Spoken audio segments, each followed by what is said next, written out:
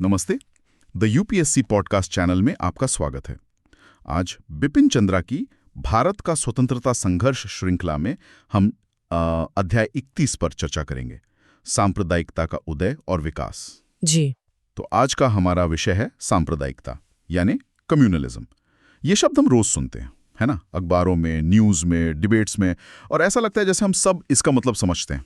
हाँ बिल्कुल, लगता तो है कि बड़ा सीधा सा कॉन्सेप्ट है। पर बिपिन चंद्रा बताते हैं कि ये उतना सीधा नहीं है जितना लगता है। मतलब ये सिर्फ लड़ाई झगड़ा या दंगे फसाद तक ही सीमित नहीं है। ये एक पूरी विचारधारा है, एक सोचने का तरीका है। सही कहा, एक पूरी आइडियोलॉजी है जो समाज को एक खास और कह सकते हैं खतरनाक नजरिए से देखती है। तो चलिए आज इसी विचारधारा की गहराई में उतरते हैं, समझते हैं कि ये है क्या, इसके अलग अलग रूप क्या हैं और ये कैसे विकसित हुई, खासकर भारत के संदर्भ में। जी। 3 मुख्य पड़ावों या कहें एलिमेंट्स में तोड़ता है।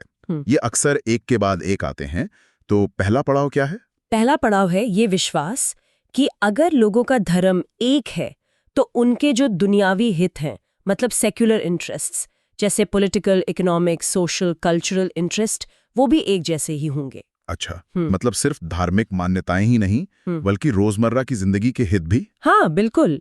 और इसी सोच पर फिर वो पूरी इमारत खड़ी होती है कि धर्म के आधार पर सामाजिक राजनीतिक समुदाय, मतलब सोशो पॉलिटिकल कम्युनिटीज बनते हैं। तो इस नजरिए से देखें तो समाज की जो असल इकाइयां हैं, फंडामेंटल यूनिट्स, वो धर्म आधारित समुदाय हैं। एग्जैक्टली। इस सोच के अनुसार समाज की मूल इकाइयां हिंदू, मुस्लिम, सिख, ईसाई समुदाय हैं, न कि वर्ग जैसे अमीर, गरीब, किसान, मजदूर, या भाषा बोलने वाले समूह जैसे तमिल, बंगाली। हाँ, या राष्ट्रीयताएं, या फिर पूरा भारतीय राष्ट्र।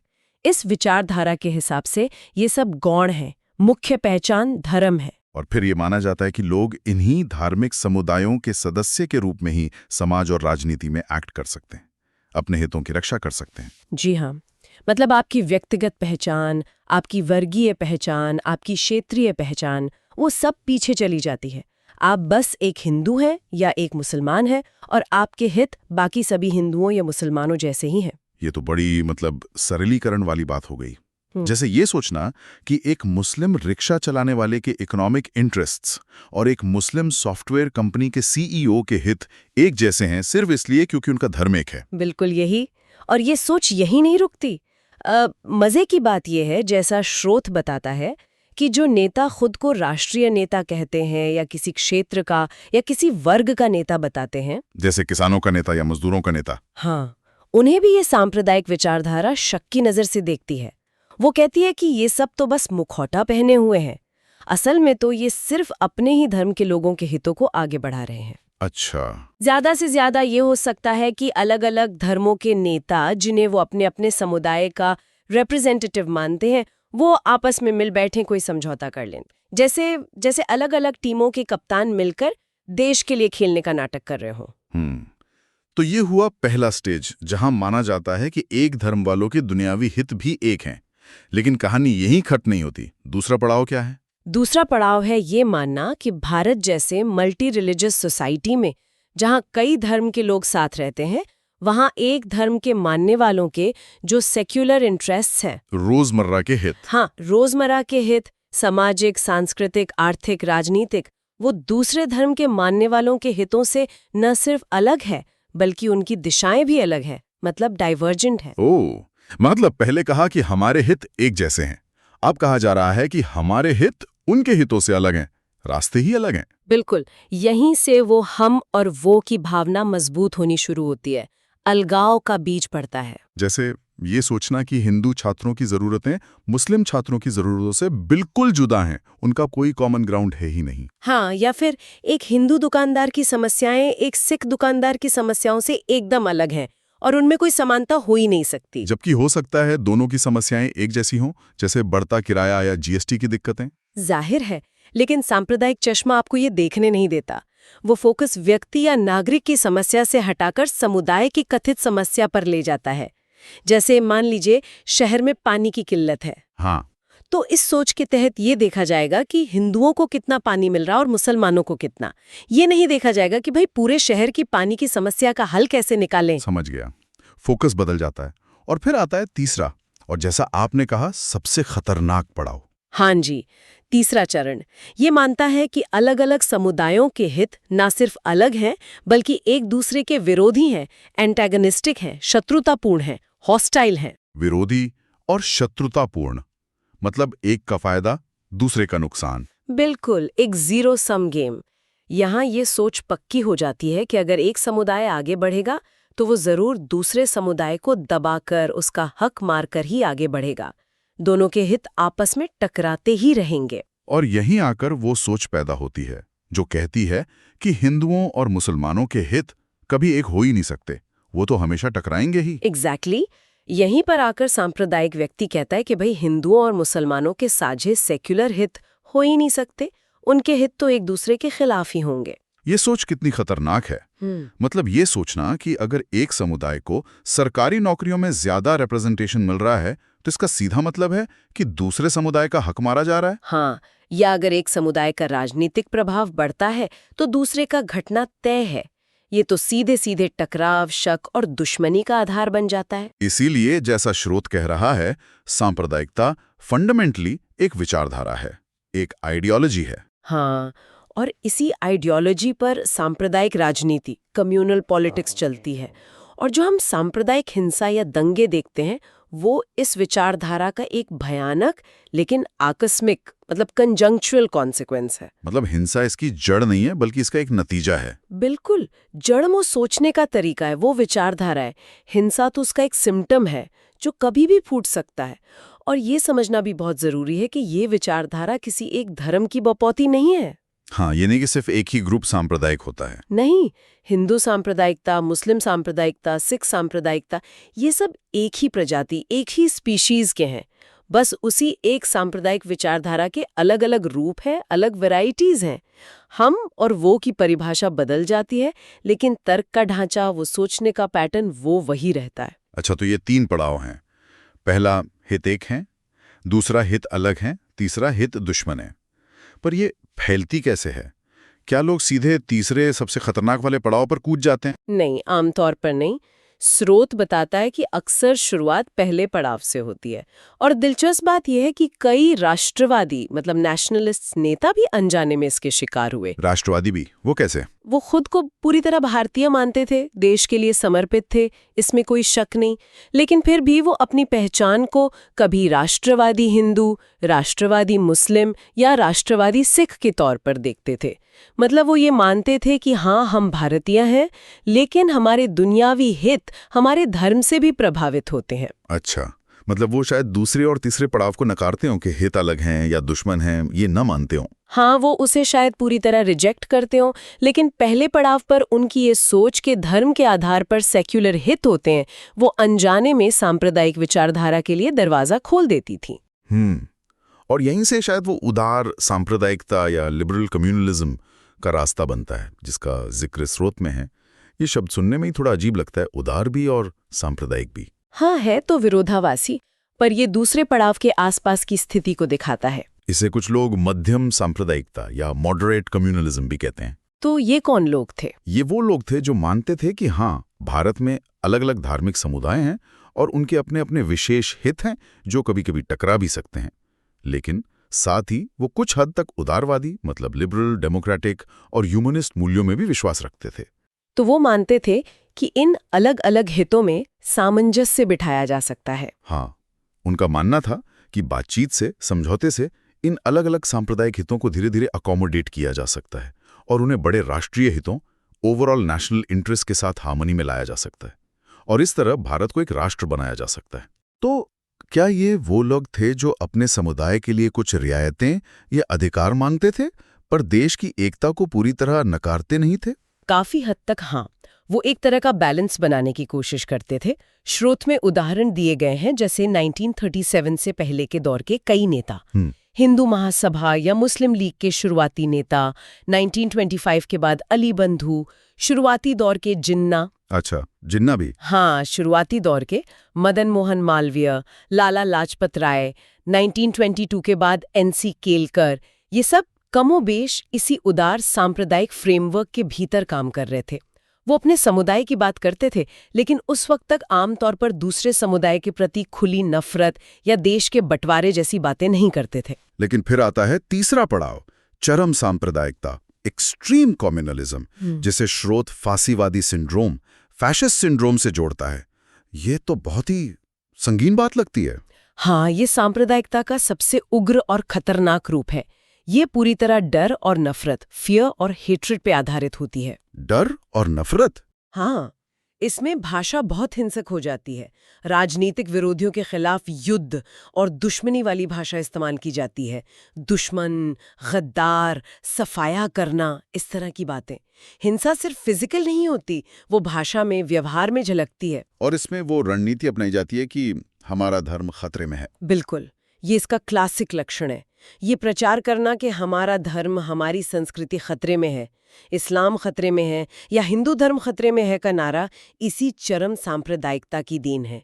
एक डर का माहौल बनाया जाता है कि दूसरा समुदाय हमें दबा देगा, खत्म कर देगा, हमारी पहचान मिटा देगा। और इसी डर और नफरत के माहौल में वो विचार पनपता है कि हिंदू और मुसलमान दो अलग अलग राष्ट्र हैं, जिनका साथ रहना नामुमकिन है। से यहीं आकर दोनों तरफ के चरम सांप्रदायिकों ने ये सिद्धांत, ये थियरी पेश की कि हिंदू और मुसलमान दो अलग कौमें हैं, सेपरेट नेशंस हैं, जिनके हित हमेशा टकराएंगे और जिनका आपसी विरोध स्थायी है, परमानेंट है और असमाधेय है, इलरिजॉल्वेबल है। मतलब इसका कोई हल नहीं निकल सकता सिवाय अलग होने के। और स्रोत कहता है कि 1937 के बाद मुस्लिम लीग, जिसने पाकिस्तान की मांग उठाई, और दूसरी तरफ हिंदू महासभा और राष्ट्रीय स्वयंसेवक संघ आरएसएस। हाँ, स्रोत के अनुसार ये संगठन तेजी से इसी चरम या फाशीवादी सांप्रदायिकता की दिशा में बढ़े।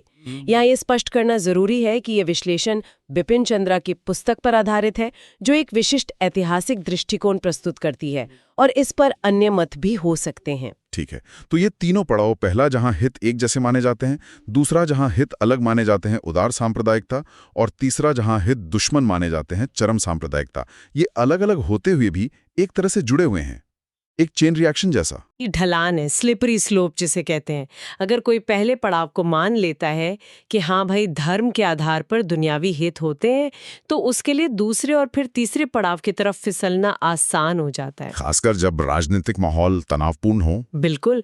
पहले पड़ाव की सोच, चाहे वो कितनी ही नरम क्यों न लगे, वो उदार और चरम दोनों तरह की सांप्रदायिकता को खुराक देती है, उसे लेजिटिमेसी देती है और उसके खिलाफ लड़ना मुश्किल बना देती है। और उदार सांप्रदायिक व्यक्ति के लिए भी मुश्किल हो जाता होगा कि वो चरमपंथ की तरफ ना जाए। हाँ, क्योंकि उसकी बेसिक प्रेमिस तो वही है कि धर्म के आधार पर समुदाय बनते हैं और उनके हित होते हैं।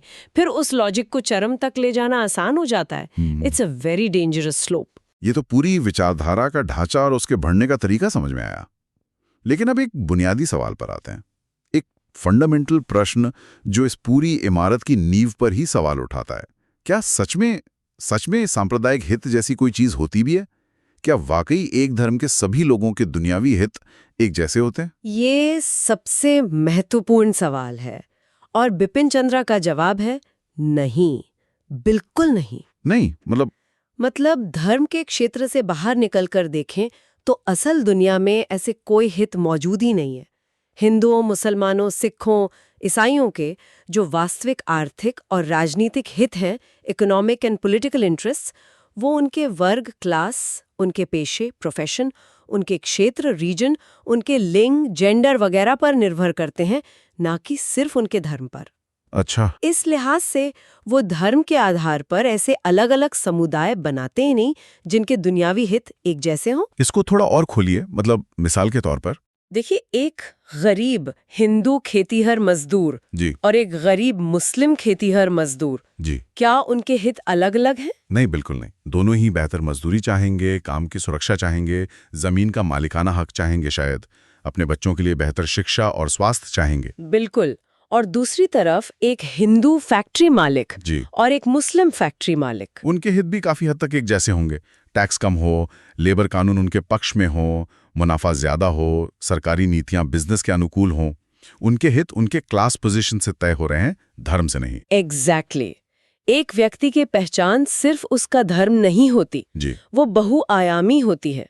वो सिर्फ हिंदू या मुसलमान नहीं है, वो पंजाबी, बंगाली या गुजराती भी है, किसान, मजदूर या डॉक्टर भी है। अमीर या गरीब भी है, औरत या मर्द भी है। तो एक हिंदू या मुसलमान होने के नाते उनका कोई एक Akhil Bharatiya all India level पर या किसी एक क्षेत्र रीजनल लेवल पर कोई ऐसा साझा राजनीतिक आर्थिक जीवन या हित नहीं होता जो बाकी सब हिंदुओं या मुसलमानों जैसा ही हो। हाँ, बल्कि सच्चाई तो यह है कि वो अपने ही धर्म के लोगों से भाषा में, संस्कृति में, खान पान में, रहन सहन में, जाति में, वर्ग में, सामाजिक स्थिति में कितना अलग होते हैं, बटे हुए होते हैं। सही कहा। और इन्हीं आधारों पर वो दूसरे धर्मों के लोगों से जुड़े हुए भी होते हैं। जैसा आपने पहले भी इशारा किया था, एक बंगाली हिंदू की भाषा और संस्कृति एक बंगाली मुसलमान से ज्यादा मिलेगी बजाय एक तमिल हिंदू के, है ना? एकदम सही बात है। स्रोत में एक बहुत अच्छा उदाहरण दिया गया है। एक उच्च वर्ग का मुसलमान, मतलब अपर क्लास मुस्लिम, सांस्कृतिक रूप से एक उच्च वर्ग के हिंदू के ज्यादा करीब हो सकता है बजाय एक निम्न वर्ग लोअर क्लास के मुसलमान के। हाँ, उनके शौक, उनके सामाजिक दायरे, उनकी जीवन शैली ज्यादा मिलती जुलती हो सकती हैं। बात करने के तौर तरीके, उठना बैठना। बिल्कुल। इसी तरह एक पंजाबी हिंदू सांस्कृतिक रूप से एक पंजाबी मुसलमान के ज्यादा करीब महसूस कर सकता है बजाय एक मलयाली हिंदू के। भाषा, संगीत, लोक कथाएं, पहनावा, यहाँ तक कि खान पान की आदतें भी, ये सब अक्सर क्षेत्र और वर्ग से ज्यादा जुड़े होते हैं, धर्म से कम। तो फिर ये जो सांप्रदायिक विभाजन है, जिसे इतना उछाला जाता है, ये असलियत पर पर्दा डालता है। हाँ, ये एक तरह का आलतू फालतू है, एक छलावा है। ये भारतीय लोगों के जो वास्तविक विभाजन हैं, जैसे भाषा और क्षेत्र के आधार पर लिंग्विस्टिक कल्चरल रीजन्स या सामाजिक वर्गों के आधार पर उन्हें छुपा देता है। और साथ ही ये उस उभरती हुई राष्ट्रीय एकता, नेशनल यूनिटी को भी धुंधला कर देता है, जो आज़ादी के संघर्ष के दौरान बन रही थी। बिल्कुल। ये सांप्रदायिकता का चश्मा हमें समाज की वास्तविक जटिलता और सच्चाइयों को देखने से रोकता है। और इसीलिए अगर ये सांप्रदायिक हित मौजूद ही नहीं है, काल्पनिक है, हाँ, तो सांप्रदायिकता समाज का कोई अधूरा, पार्शियल या एक तरफा, वन साइडेड नजरिया नहीं है। हाँ, ऐसा नहीं कि वो सच का एक हिस्सा बता रही है। नहीं, वो समाज को देखने का एक सिरे से गलत और अवैज्ञानिक तरीका है। It's a false consciousness. बाप रे, मतलब ये कहना भी गलत है कि सांप्रदायिक व्यक्ति संकीर्ण सोच वाला होता है और सिर्फ अपने समुदाय के हितों की देखभाल करता है। हाँ, ये कहना भी टेक्निकली गलत है, क्योंकि अगर वो हित है ही नहीं तो वो उनकी सेवा कैसे कर सकता है? वो अपने समुदाय, अपने सहधर्मियों के हितों की सेवा भी कैसे कर सकता है? तो फिर वो अपने समुदाय का प्रतिनिधि या रिप्रेजेंटेटिव नहीं हो सकता। नहीं हो सकता। कम से कम जहां तक दुनियावी हितों का सवाल है, वो शायद धार्मिक मामलों में प्रतिनिधि हो, पर सेक्युलर मामलों में नहीं। तो फिर सवाल ये उठता है कि जब वो नेता या वो संगठन कहता है कि मैं अपने समुदाय के हितों की सेवा कर रहा हूं, तो वो असल में किसके हितों को साध रहा है? जाने अनजाने में वो किन दूसरे हितों की सेवा कर रहा होता है? यही तो मिलियन डॉलर क्वेश्चन है। क्या वो किसी विशेष वर्ग, जैसे जमींदार वर्ग या शहरी मध्यम वर्ग के पढ़े लिखे तबके या उद्योगपतियों के हितों को धर्म का चोला पहना रहा है? या क्या वो अपनी राजनीतिक महत्वाकांक्षाओं के लिए लोगों को धर्म के नाम पर इस्तेमाल कर रहा है? या फिर जैसा कि औपनिवेशिक काल में अक्सर हुआ, क्या वो अनजाने में या जानबूझकर औपनिवेशिक सरकार के हाथों में खेल रहा है, उनकी बांटो और राज करो की नीति में मदद कर रहा है? स्रोत कहता है या तो वो जानबूझकर दूसरों को धोखा दे रहा है, या फिर वो खुद इतना भ्रमित है, उस विचारधारा में इतना डूबा हुआ है कि अनजाने में खुद को ही धोखा दे रहा है। उसे लग रहा है कि वो अपने लोगों के लिए लड़ रहा है, जबकि वो हित असल में है ही नहीं। तो इस पूरी चर्चा का निचोड़ क्या निकलता है? मतलब if we sum it up, इसका मतलब यह है कि सांप्रदायिक धारणाएं, कम्युनल अजम्पशंस, सांप्रदायिक तर्क, कम्युनल लॉजिक, और सांप्रदायिक उत्तर, कम्युनल आंसर्स, ये सब गलत थे, बुनियादी गलत थी। हाँ, बिल्कुल यही। सांप्रदायिकता जिन चीजों को समस्याएं बताती थी, जैसे हमारा धर्म खतरे में है, हमारे हित अलग और विरोधी हैं, वो या तो समस्याएं थी ही नहीं या उन्हें गलत तरीके से बढ़ा चढ़ाकर पेश किया गया था। और वो जो समाधान बताती थी, जैसे अलग हो जाओ, दूसरे समुदाय से लड़ो, उन्हें दुश्मन समझो, वो समाधान नहीं थे, बल्कि उन्होंने समस्याओं को और गहरा किया और नई समस्याएं पैदा की। बिल्कुल, वो समाधान नहीं थे, वो खुद में एक बड़ी समस्या थे। They were fundamentally flawed answers based on flawed premises. एक और आम धारणा है जो अक्सर सुनने को मिलती है कि सांप्रदायिकता तो भारत में भाई सदियों से चली आ रही है, ये मध्ययुगीन काल मिड्यूअल पीरियड की देन है। अक्सर वो कहते हैं कि हिंदू मुस्लिम झगड़ा तो बहुत पुराना है। क्या ये सच है? ये एक बहुत बड़ा मिथक है, एक मिसकंसेप्शन है, और बिपिन चंद्रा इसे बहुत जोर देकर नकारते हैं। अच्छा। हाँ, ये सच है कि सांप्रदायिक विचारधारा अतीत के कुछ तत्वों का इस्तेमाल करती है, जैसे धार्मिक पहचान का इस्तेमाल करती है, कुछ ऐतिहासिक घटनाओं की तोड़ मरोड़ कर व्याख्या करती है। जैसे राजाओं की लड़ाइयों को धर्मयुद्ध बता देना। बिल्कुल, जबकि वो लड़ाइयाँ अक्सर सत्ता के लिए, जमीन के लिए, संसाधनों के लिए होती थीं, धर्म उसमें एक बहाना या एक टूल हो सकता था, पर मूल कारण नहीं। लेकिन सांप्रदायिकता अपने मूल रूप में, अपनी आइडियोलॉजी और अपनी राजनीति में एक आधुनिक फिनोमेना है, एक मॉडर्न फिनोमेना है। आधुनिक मतलब ये मध्ययुगीन काल का कोई बचा खुचा अविशेष, कोई सर्वाइवल फ्रॉम द पास्ट नहीं है। नहीं, ये कोई हजारों साल पुरानी बीमारी नहीं है जो बस चली आ रही थी। ये मूल रूप से एक आधुनिक तकनीक, मॉडर्न टेक्नोलॉजी और राजनीतिक प्रवृत्ति, पॉलिटिकल ट्रेंड है। अरे ये तो बहुत महत्वपूर्ण बात है। मतलब ये कोई पुरानी पारंपरिक चीज नहीं है, बल्कि आधुनिक समय की पैदाइश है। ये कैसे? इसके पीछे क्या तर्क है? तर्क ये है कि ये आधुनिक सामाजिक समूहों, वर्गों और ताकतों की सामाजिक इच्छाओं को व्यक्त करती है और उनकी राजनीतिक जरूरतों को पूरा करती है। आधुनिक समूहों की जरूरतें? जैसे अंग्रेजी राज के दौरान जब नई प्रशासनिक व्यवस्था आई, शिक्षा का प्रसार हुआ, नौकरियों के अवसर बने, राजनीतिक प्रतिनिधित्व, पॉलिटिकल रिप्रेजेंटेशन के लिए सीमित चुनाव शुरू हुए, तो भारतीयों के बीच इन सीमित संसाधनों के लिए प्रतिस्पर्धा, कंपटीशन बढ़ी। हाँ, ये तो हुआ था, नौकरियों के लिए, काउंसिलों में सीटों के लिए। बिल्कुल। तो ऐसे में कुछ उभरते हुए समूहों ने, खासकर शहरी मध्यम वर्ग के लोगों ने, अपने दावे को मजबूत करने के लिए और लोगों को अपने पीछे लामबंद, मोबिलाइज करने के लिए धर्म का सहारा लेना शुरू किया। उन्होंने कहा कि हम हिंदू में हैं, हमें ये मिलना चाहिए, या हम मुसलमान हैं, हमारे इतने अधिकार होने चाहिए। अच्छा, तो ये उस समय की नई सामाजिक, आर्थिक और राजनीतिक परिस्थितियों की उपज थी। हाँ, इसकी सामाजिक जड़ें, सोशल रूट्स और इसके सामाजिक, राजनीतिक और आर्थिक उद्देश्य, ऑब्जेक्टिव्स, आधुनिक भारतीय इतिहास में ही निहित है, खासकर औपनिवेशिक काल, कॉलोनियल पीरियड में। और इसमें औपनिवेशिक सरकार की भूमिका, बांटो और राज करो नीति, उसने भी इसे निश्चित रूप से हवा दी। उन्होंने जानबूझकर धार्मिक आधार पर समुदायों को मान्यता दी, अलग निर्वाचन मंडल बनाए, एक को दूसरे के खिलाफ इस्तेमाल किया। तो ये पूरी तरह से आधुनिक परिस्थितियों और आधुनिक राजनीति का प्रोडक्ट है, जिसे उस समय की समकालीन सामाजिक आर्थिक संरचना ने पाला पोसा और बनाए रखा। तो ये मानना कि ये कोई बहुत पुरानी मध्ययुगीन दुश्मनी है, ये इतिहास की गलत समझ है। हाँ, स्रोत के अनुसार ये इतिहास की एक बहुत ही गलत और सरलीकृत समझ है। सांप्रदायिकता एक मॉडर्न प्रॉब्लम है, जिसकी जड़ें मॉडर्न हिस्ट्री में है। तो ये थी सांप्रदायिकता की विचारधारा, उसके अलग अलग पड़ाव, उसकी आलोचना और उसके आधुनिक चरित्र पर एक गहरी नज़र। वाकई ये समझना कितना ज़रूरी है कि ये विचारधारा कैसे काम करती है, इसकी जड़ें कहाँ हैं और क्यों ये समाज की सच्चाई का एक विकृत, डिस्टॉर्टेड रूप पेश करती है। चलिए अब इस चर्चा में आगे बढ़ते हैं। Okay, let's move our discussion forward. आज हम बात कर रहे हैं भारत में कम्युनलिज्म यानी सांप्रदायिकता की जड़ों के बारे में। ये कहाँ से शुरू हुआ? क्या ये हमेशा से था, जैसा कई बार मान लिया जाता है? हमारे पास जो जानकारी है, जो सोर्सेज हैं, वो इशारा करती हैं कि मामला उतना सीधा नहीं है, बल्कि काफ़ी पेचीदा है। हाँ, बिल्कुल। दरअसल ये सूत्र बताते हैं कि कम्युनलिज्म असल में मॉडर्न पॉलिटिक्स की देन है, मतलब आज की राजनीति का नतीजा। ये प्री 1857 यानी पुराने ज़माने की जो राजा महाराजा वाली राजनीति थी, उससे एकदम अलग चीज़ है। उस वक्त की राजनीति का चरित्र ही कुछ और था। हाँ, ये समझना बहुत ज़रूरी है। देखिए, पुराने ज़माने में राजनीति ज़्यादातर अपर क्लास तक ही सीमित थी। हाँ। अब सोचिए ना, राज दरबार लगते थे, मंत्री होते थे, सलाहकार होते थे। आम जनता कहाँ थी इस पावर स्ट्रक्चर में? हाँ, उनका कोई रोल नहीं था उसमें। बिल्कुल। या तो उन्हें पूरी तरह नज़रअंदाज किया जाता था, या फिर अगर हालात बहुत बिगड़ गए तो उन्हें व्यवस्था के बाहर जाकर विद्रोह करना पड़ता था। और उसमें भी अगर वो कामयाब हो भी गए तो क्या होता था? अक्सर उनके नेता खुद पुरानी रूलिंग क्लास का हिस्सा बन जाते थे। वही ढांचा, वही एलीट सर्कल बना रहता था। अच्छा, मतलब पावर ट्रांसफर होती थी, स्ट्रक्चर नहीं बदलता था। प्रिसाइसली।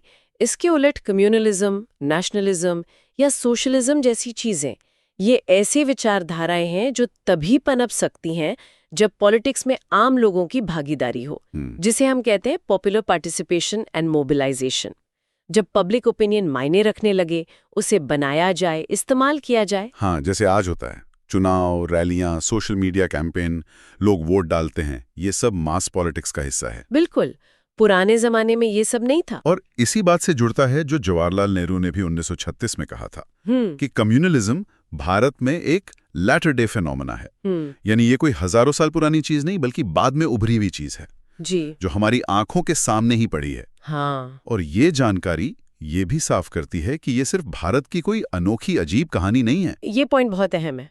देखिए, ये मान लेना कि भारत के इतिहास या समाज की बनावट में ही कुछ ऐसा था कि सांप्रदायिकता होनी ही थी, ये एक तरह का हिस्टोरिकल डिटर्मिनिज्म हो जाएगा, जो सही नहीं है। हाँ, कि ये तो होना ही था वाली बात। जी, ये कोई किस्मत या नियति का खेल नहीं था। दुनिया भर में ऐसी परिस्थितियां रही हैं जहां बिल्कुल इसी तरह की चीजें पैदा हुई हैं।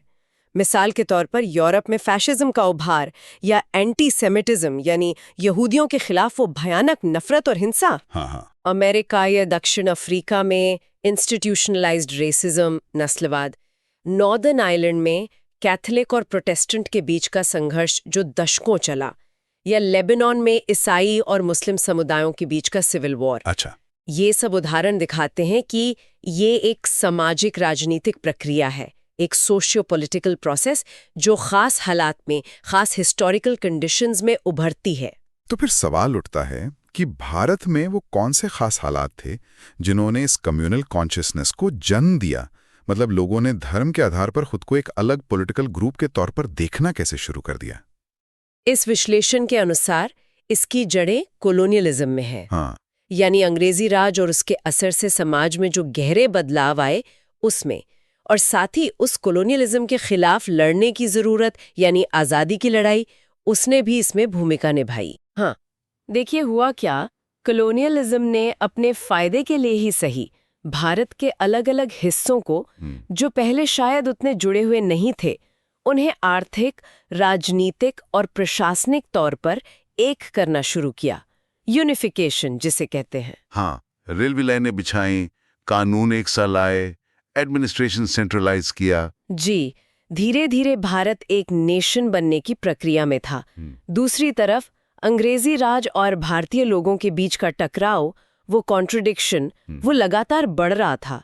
ये तो स्वाभाविक था, आखिर वो बाहर से आकर हुकूमत कर रहे थे। बिल्कुल।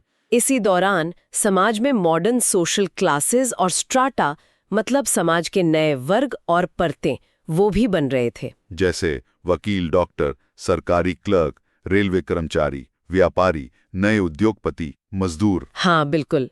इन सभी बदलते हालात में लोगों को अपने साझा हितों को, कॉमन इंटरेस्ट्स को पहचानने और उनके लिए लड़ने के नए तरीकों की जरूरत पड़ी।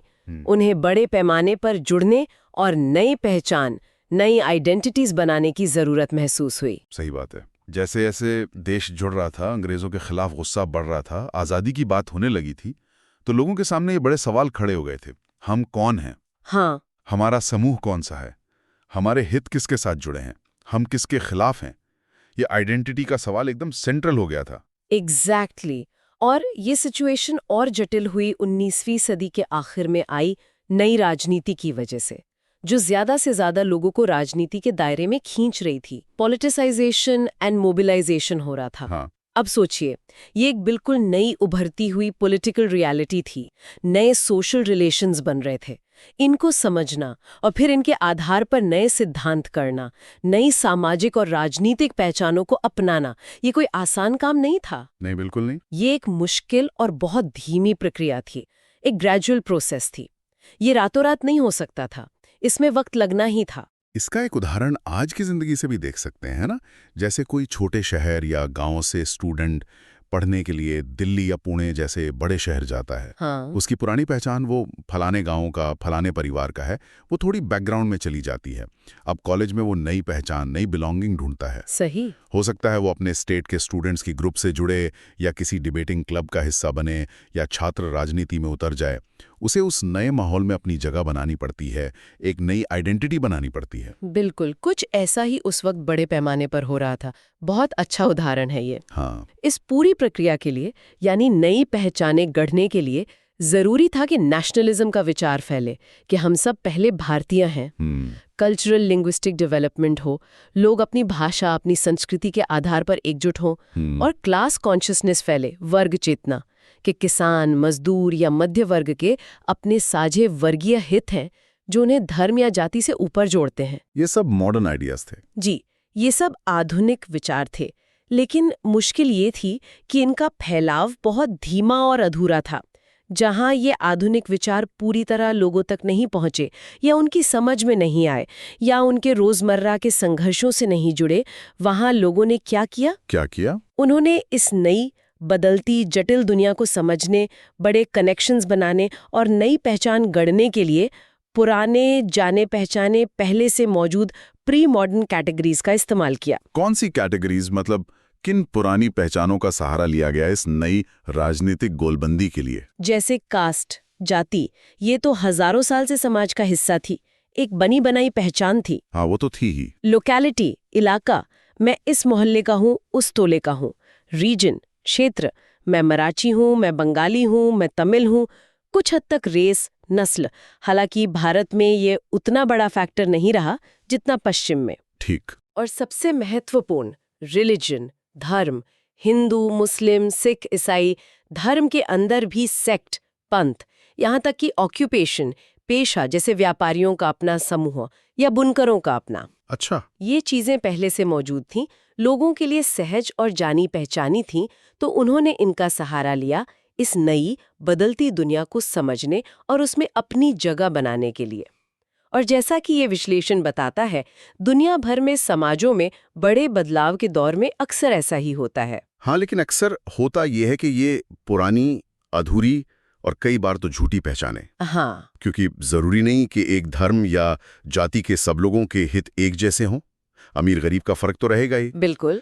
ये धीरे धीरे नई, ज्यादा रेलेवेंट और ऐतिहासिक रूप से ज्यादा प्रगतिशील पहचानों जैसे नेशन, नेशनैलिटी, क्लास को जगह दे देती हैं। लोग धर्म या जाति से ऊपर उठकर सोचने लगते हैं कि हम सब भारतीय हैं, या हम सब किसान हैं, या हम सब मजदूर हैं। हाँ, भारत में भी ऐसा बड़े पैमाने पर हुआ। हमारा नेशनल मूवमेंट, आज़ादी की लड़ाई, इसका सबसे बड़ा सबूत है, जिसमें हर धर्म, जाति, इलाके के लोग शामिल थे। लेकिन जानकारी ये भी कहती है कि ये प्रक्रिया सब जगह एक जैसी नहीं हुई, यूनिफॉर्मली नहीं हुई। कहीं कहीं अटक गई या रास्ता भटक गई। यहीं पर वो क्रूशल मोड़ आता है। कुछ हिस्सों में और कुछ लोगों के बीच ये जो रिलीजियस कॉन्शियसनेस थी, यानी अपने धर्म को मानना, उसकी पूजा पद्धति, रीति रिवाजों का पालन करना, जो कि ज्यादातर एक निजी या सामुदायिक आस्था का विषय होता है। बिल्कुल, वो कम्युनल कॉन्शियसनेस में बदल गई, सांप्रदायिक चेतना में। अब फर्क समझना जरूरी है। अब धर्म सिर्फ आपकी निजी आस्था या कम्युनिटी प्रैक्टिस नहीं रहा, वो आपकी प्राइमरी पॉलिटिकल आइडेंटिटी बन गया। अच्छा। और दूसरे धर्मों को अपने विरोधी या कम से कम प्रतिस्पर्धी, कॉम्पिटिटर के तौर पर देखा जाने लगा। सवाल है, ऐसा क्यों हुआ?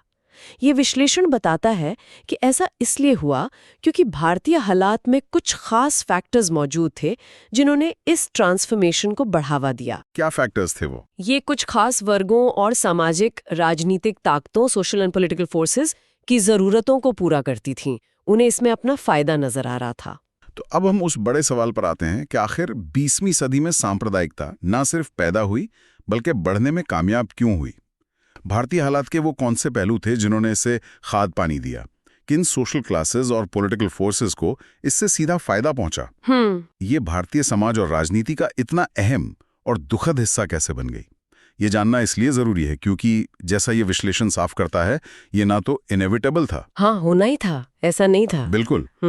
और ना ही ये सिर्फ कुछ सत्ता के भूखे नेताओं और चालाक अंग्रेज प्रशासकों की सोची समझी साजिश, कंस्पिरेसी थी, जैसा कि कई बार कह दिया जाता है। हाँ, वो सिंप्लीफिकेशन हो जाता है। उन्होंने इसका फायदा जरूर उठाया, इसे हवा दी, लेकिन जड़ें कहीं ज्यादा गहरी थीं। सामाजिक, आर्थिक, सोशियो इकोनॉमिक और राजनीतिक एक पूरी सोशल सिचुएशन थी जो इसे पनपने का मौका दे रही थी। बिल्कुल, जिसके बिना ये शायद इतनी ताकतवर नहीं बन पाती।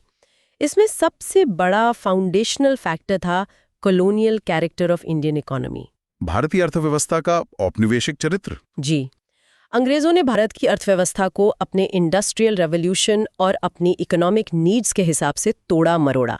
यहाँ के उद्योगों को पनपने नहीं दिया गया, यहाँ से कच्चा माल सस्ते में ले जाया गया और ब्रिटेन का बना महंगा माल यहाँ बेचा गया। इसे कहते हैं कॉलोनियल अंडर डेवलपमेंट। औपनिवेशिक पिछड़ापन। हाँ, ये सिर्फ डेवलपमेंट की कमी नहीं थी, ये एक तरह का स्ट्रक्चर्ड अंडर डेवलपमेंट था। नतीजा, भारतीय अर्थव्यवस्था में एक ठहराव आ गया, इकोनॉमिक स्टैग्नेशन। मतलब इकोनॉमी बढ़ी ही नहीं रही थी। बिल्कुल, और इसका सबसे बुरा असर पड़ा लोगों की जिंदगी पर, खासकर पढ़े लिखे मिडिल क्लासेस पर, मध्यम वर्ग पर।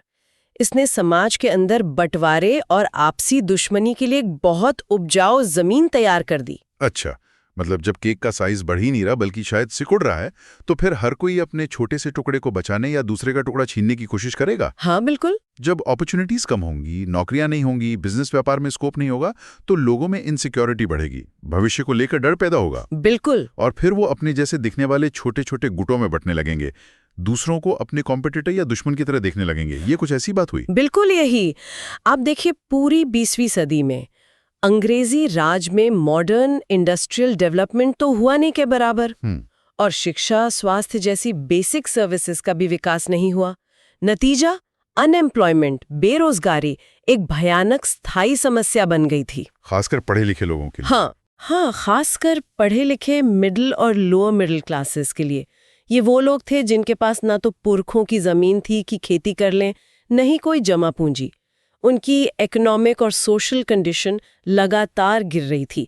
ऊपर से 1928 के बाद जब दुनिया भर में ग्रेट डिप्रेशन आई, महामंदी, तब तो ये बचे खुचे मौके भी और कम हो गए।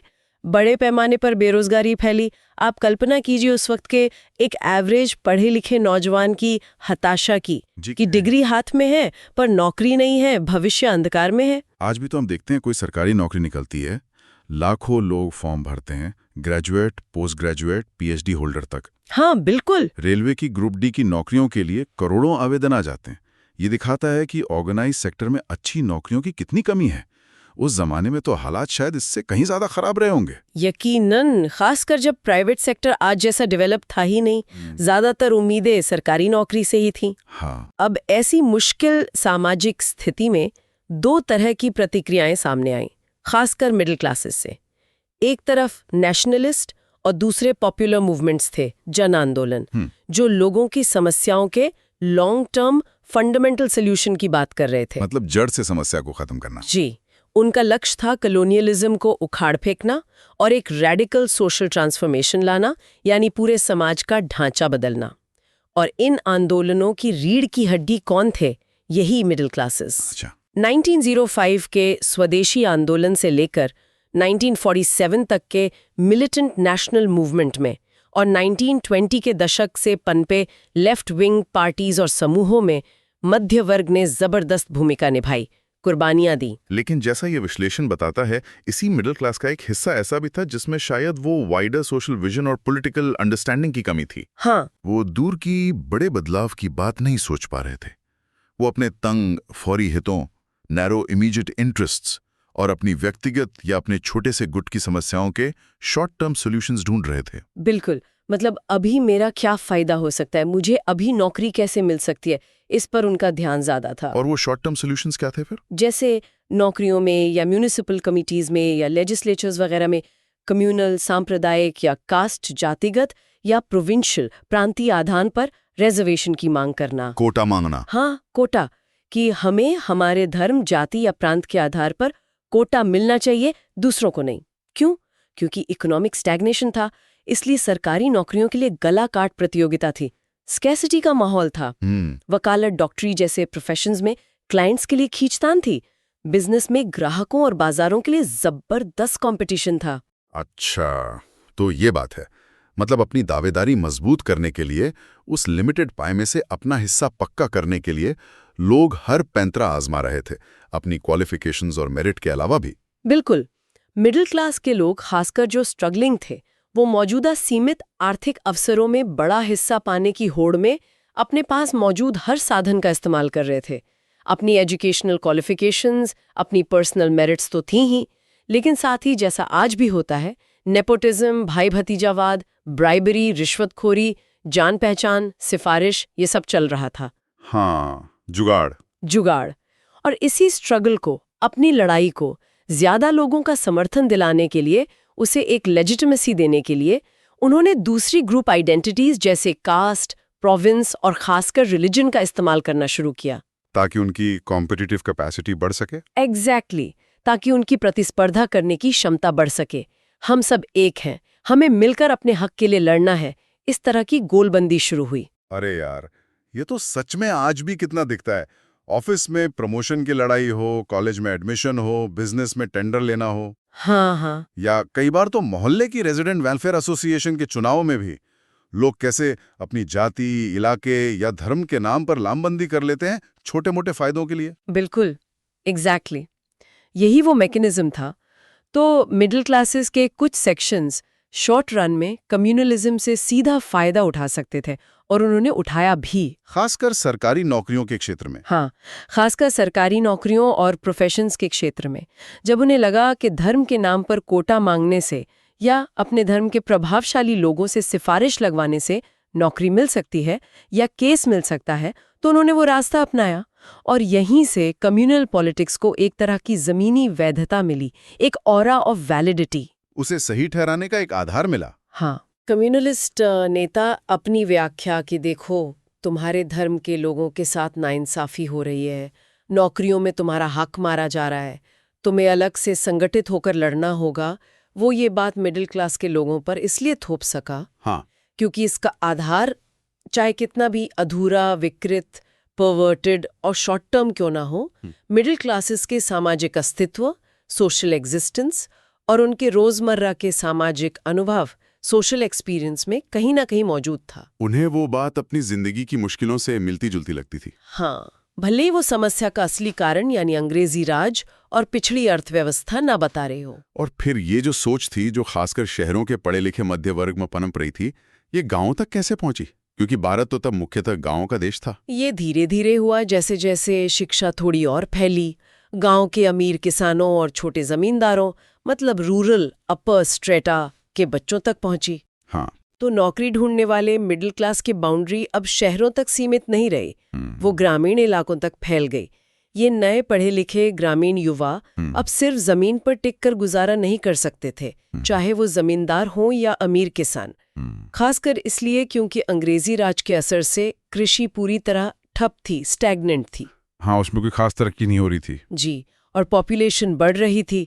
तो ये युवा भी सरकारी नौकरियों और दूसरे शहरी पेशों में मौके तलाशने शहरों की तरफ भागे, और उन्होंने भी अक्सर वही तरीका अपनाया, कम्युनल रिजर्वेशंस और नॉमिनेशंस की व्यवस्था के जरिए नौकरियां हासिल करके खुद को बचाने की कोशिश की। अच्छा, इस डेवलपमेंट ने धीरे धीरे कम्युनलिज्म का सोशल बेस, सामाजिक आधार, गांवों के अपर स्ट्राटा किसानों और जमींदारों तक फैला दिया। तो मतलब ये जो कॉलोनियल इकोनॉमी का संकट था, जो बेरोजगारी और अवसरों की भयानक कमी थी, इसने मिडिल क्लास के अंदर दो बिल्कुल विपरीत, अपोजिंग तरह की विचारधाराएं और राजनीतिक प्रवृत्तियां पैदा की। हाँ, बिल्कुल। एक तरफ देशभक्ति, क्रांति, बलिदान की भावना, और दूसरी तरफ अपने छोटे से स्वार्थ के लिए धर्म या जाति के नाम पर बंटवारा।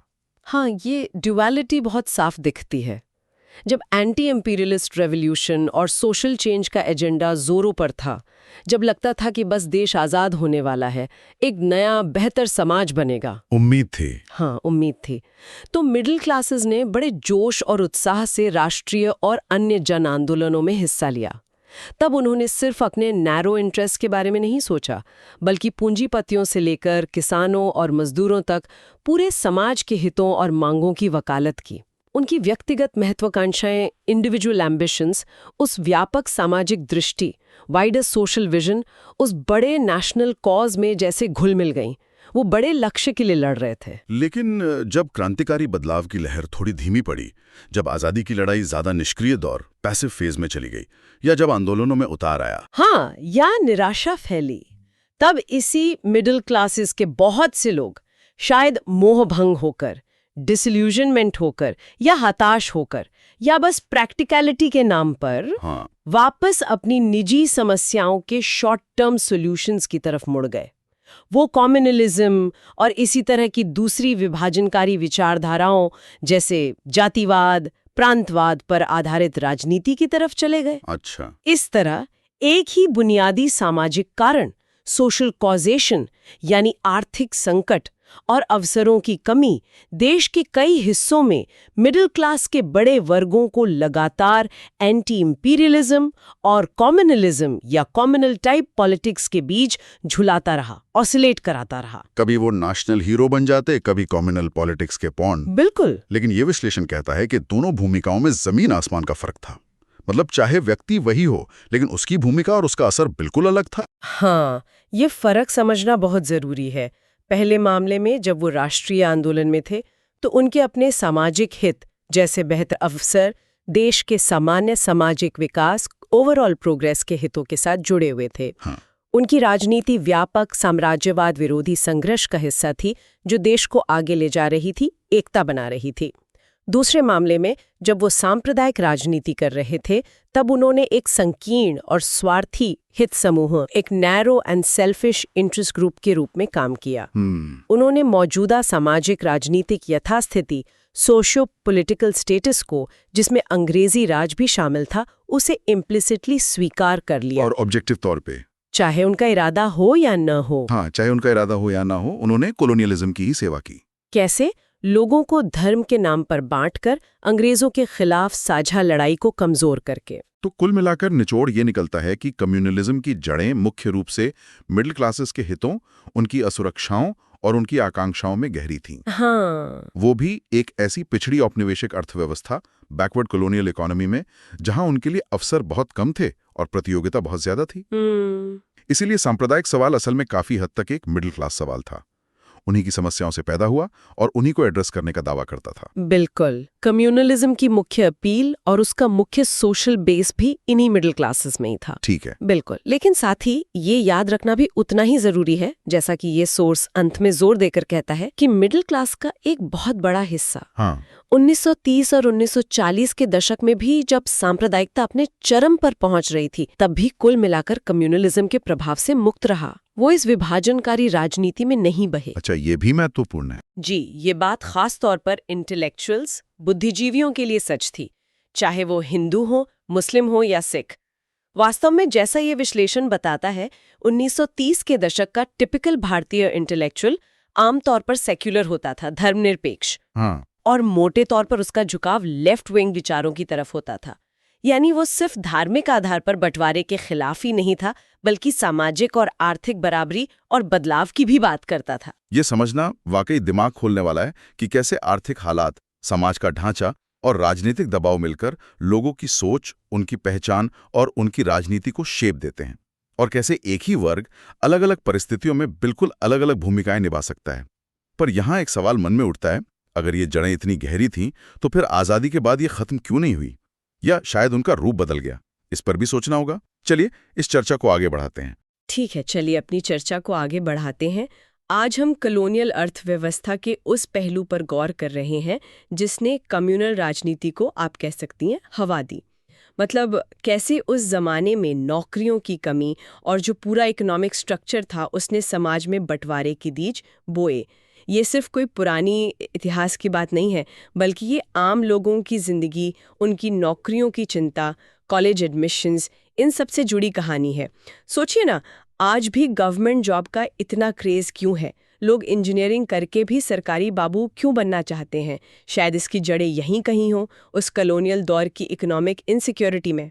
हाँ, बिल्कुल। तो सोर्स बताता है कि कॉलोनियल दौर में इंडस्ट्री, कॉमर्स, एजुकेशन जैसे जो प्राइवेट सेक्टर्स थे, उनमें ज़्यादा ओपनिंग्स थी ही नहीं। अंग्रेजों की पॉलिसीज ही ऐसी थीं कि लोकल इंडस्ट्रीज पनपे ही ना। बिल्कुल। तो पढ़े लिखे मिडिल क्लास के लिए, जिनके पास मान लीजिए ज़मीनें नहीं थीं, सरकारी नौकरी ही सबसे बड़ा सहारा थी, सबसे बड़ा सपना। सपना बन गई थी। टीचर्स, डॉक्टर्स, इंजीनियर्स, क्लर्क्स सब ज़्यादातर सरकार के अंडर ही काम करते थे। सोर्स में 1951 का एक आंकड़ा है, आज़ादी के ठीक बाद का है, पर वो पैटर्न दिखाता है। फैक्ट्री एक्ट्स के तहत जो रजिस्टर्ड फैक्ट्रियां थीं, उनमें सिर्फ 1.2 मिलियन लोग थे। सिर्फ 1.2 मिलियन? हाँ, हाँ। पर गवर्नमेंट सर्विस में 3.3 मिलियन। अरे बाप रे। आप सोचिए, 3 गुना से भी ज्यादा। अरे बाप रे, बहुत बड़ा फर्क है ये तो। ये तो जबरदस्त फर्क है। आज भी जैसे यूपीएससी या स्टेट पीएससीज या सरकारी टीचर की नौकरी के लिए लाखों लोग फॉर्म भरते हैं, कुछ वैसा ही माहौल शायद उस जमाने में और ज्यादा इंटेंस रहा होगा, क्योंकि प्राइवेट ऑप्शंस तो और भी कम थे। हाँ बिल्कुल, बहुत ज्यादा इंटेंस रहा होगा। ऐसा लगता है जैसे पूरी की पूरी पढ़ी लिखी पीढ़ी का भविष्य सरकारी दरवाजे पर ही वहीं टिका था। बिल्कुल। और ये जो सिचुएशन थी ना, ये लिमिटेड अपॉर्चुनिटीज की, इसी का फायदा कम्युनल राजनीति ने उठाया। अंग्रेजों ने तो आप कह सकते जानबूझकर रिसोर्सेज कम रखे, डेवलपमेंट किया नहीं। नतीजा, नौकरियों की भयानक कमी। अब जब नौकरियां कम है, रिसोर्सेज लिमिटेड हैं, तो जाहिर है कंपटीशन बढ़ेगा ही। इसी कंपटीशन को कम्युनल रंग दिया गया। दबाव बनाया गया कि सरकार जॉब्स और प्रोफेशनल कॉलेजेस की सीट्स को कम्युनल और कास्ट लाइंस पर रिजर्व करे या एलोकेट करे। ये एक तरह की स्केर्सिटी पॉलिटिक्स थी। मतलब जब केक छोटा हो तो सब अपने हिस्से के लिए लड़ने लगते हैं, बजाय मिलकर ये सोचने के कि भाई केक को बड़ा कैसे किया जाए। सही बात है। तो आप देखेंगे कि 1937 तक कम्युनल राजनीति के बड़े मुद्दे यही सब थे।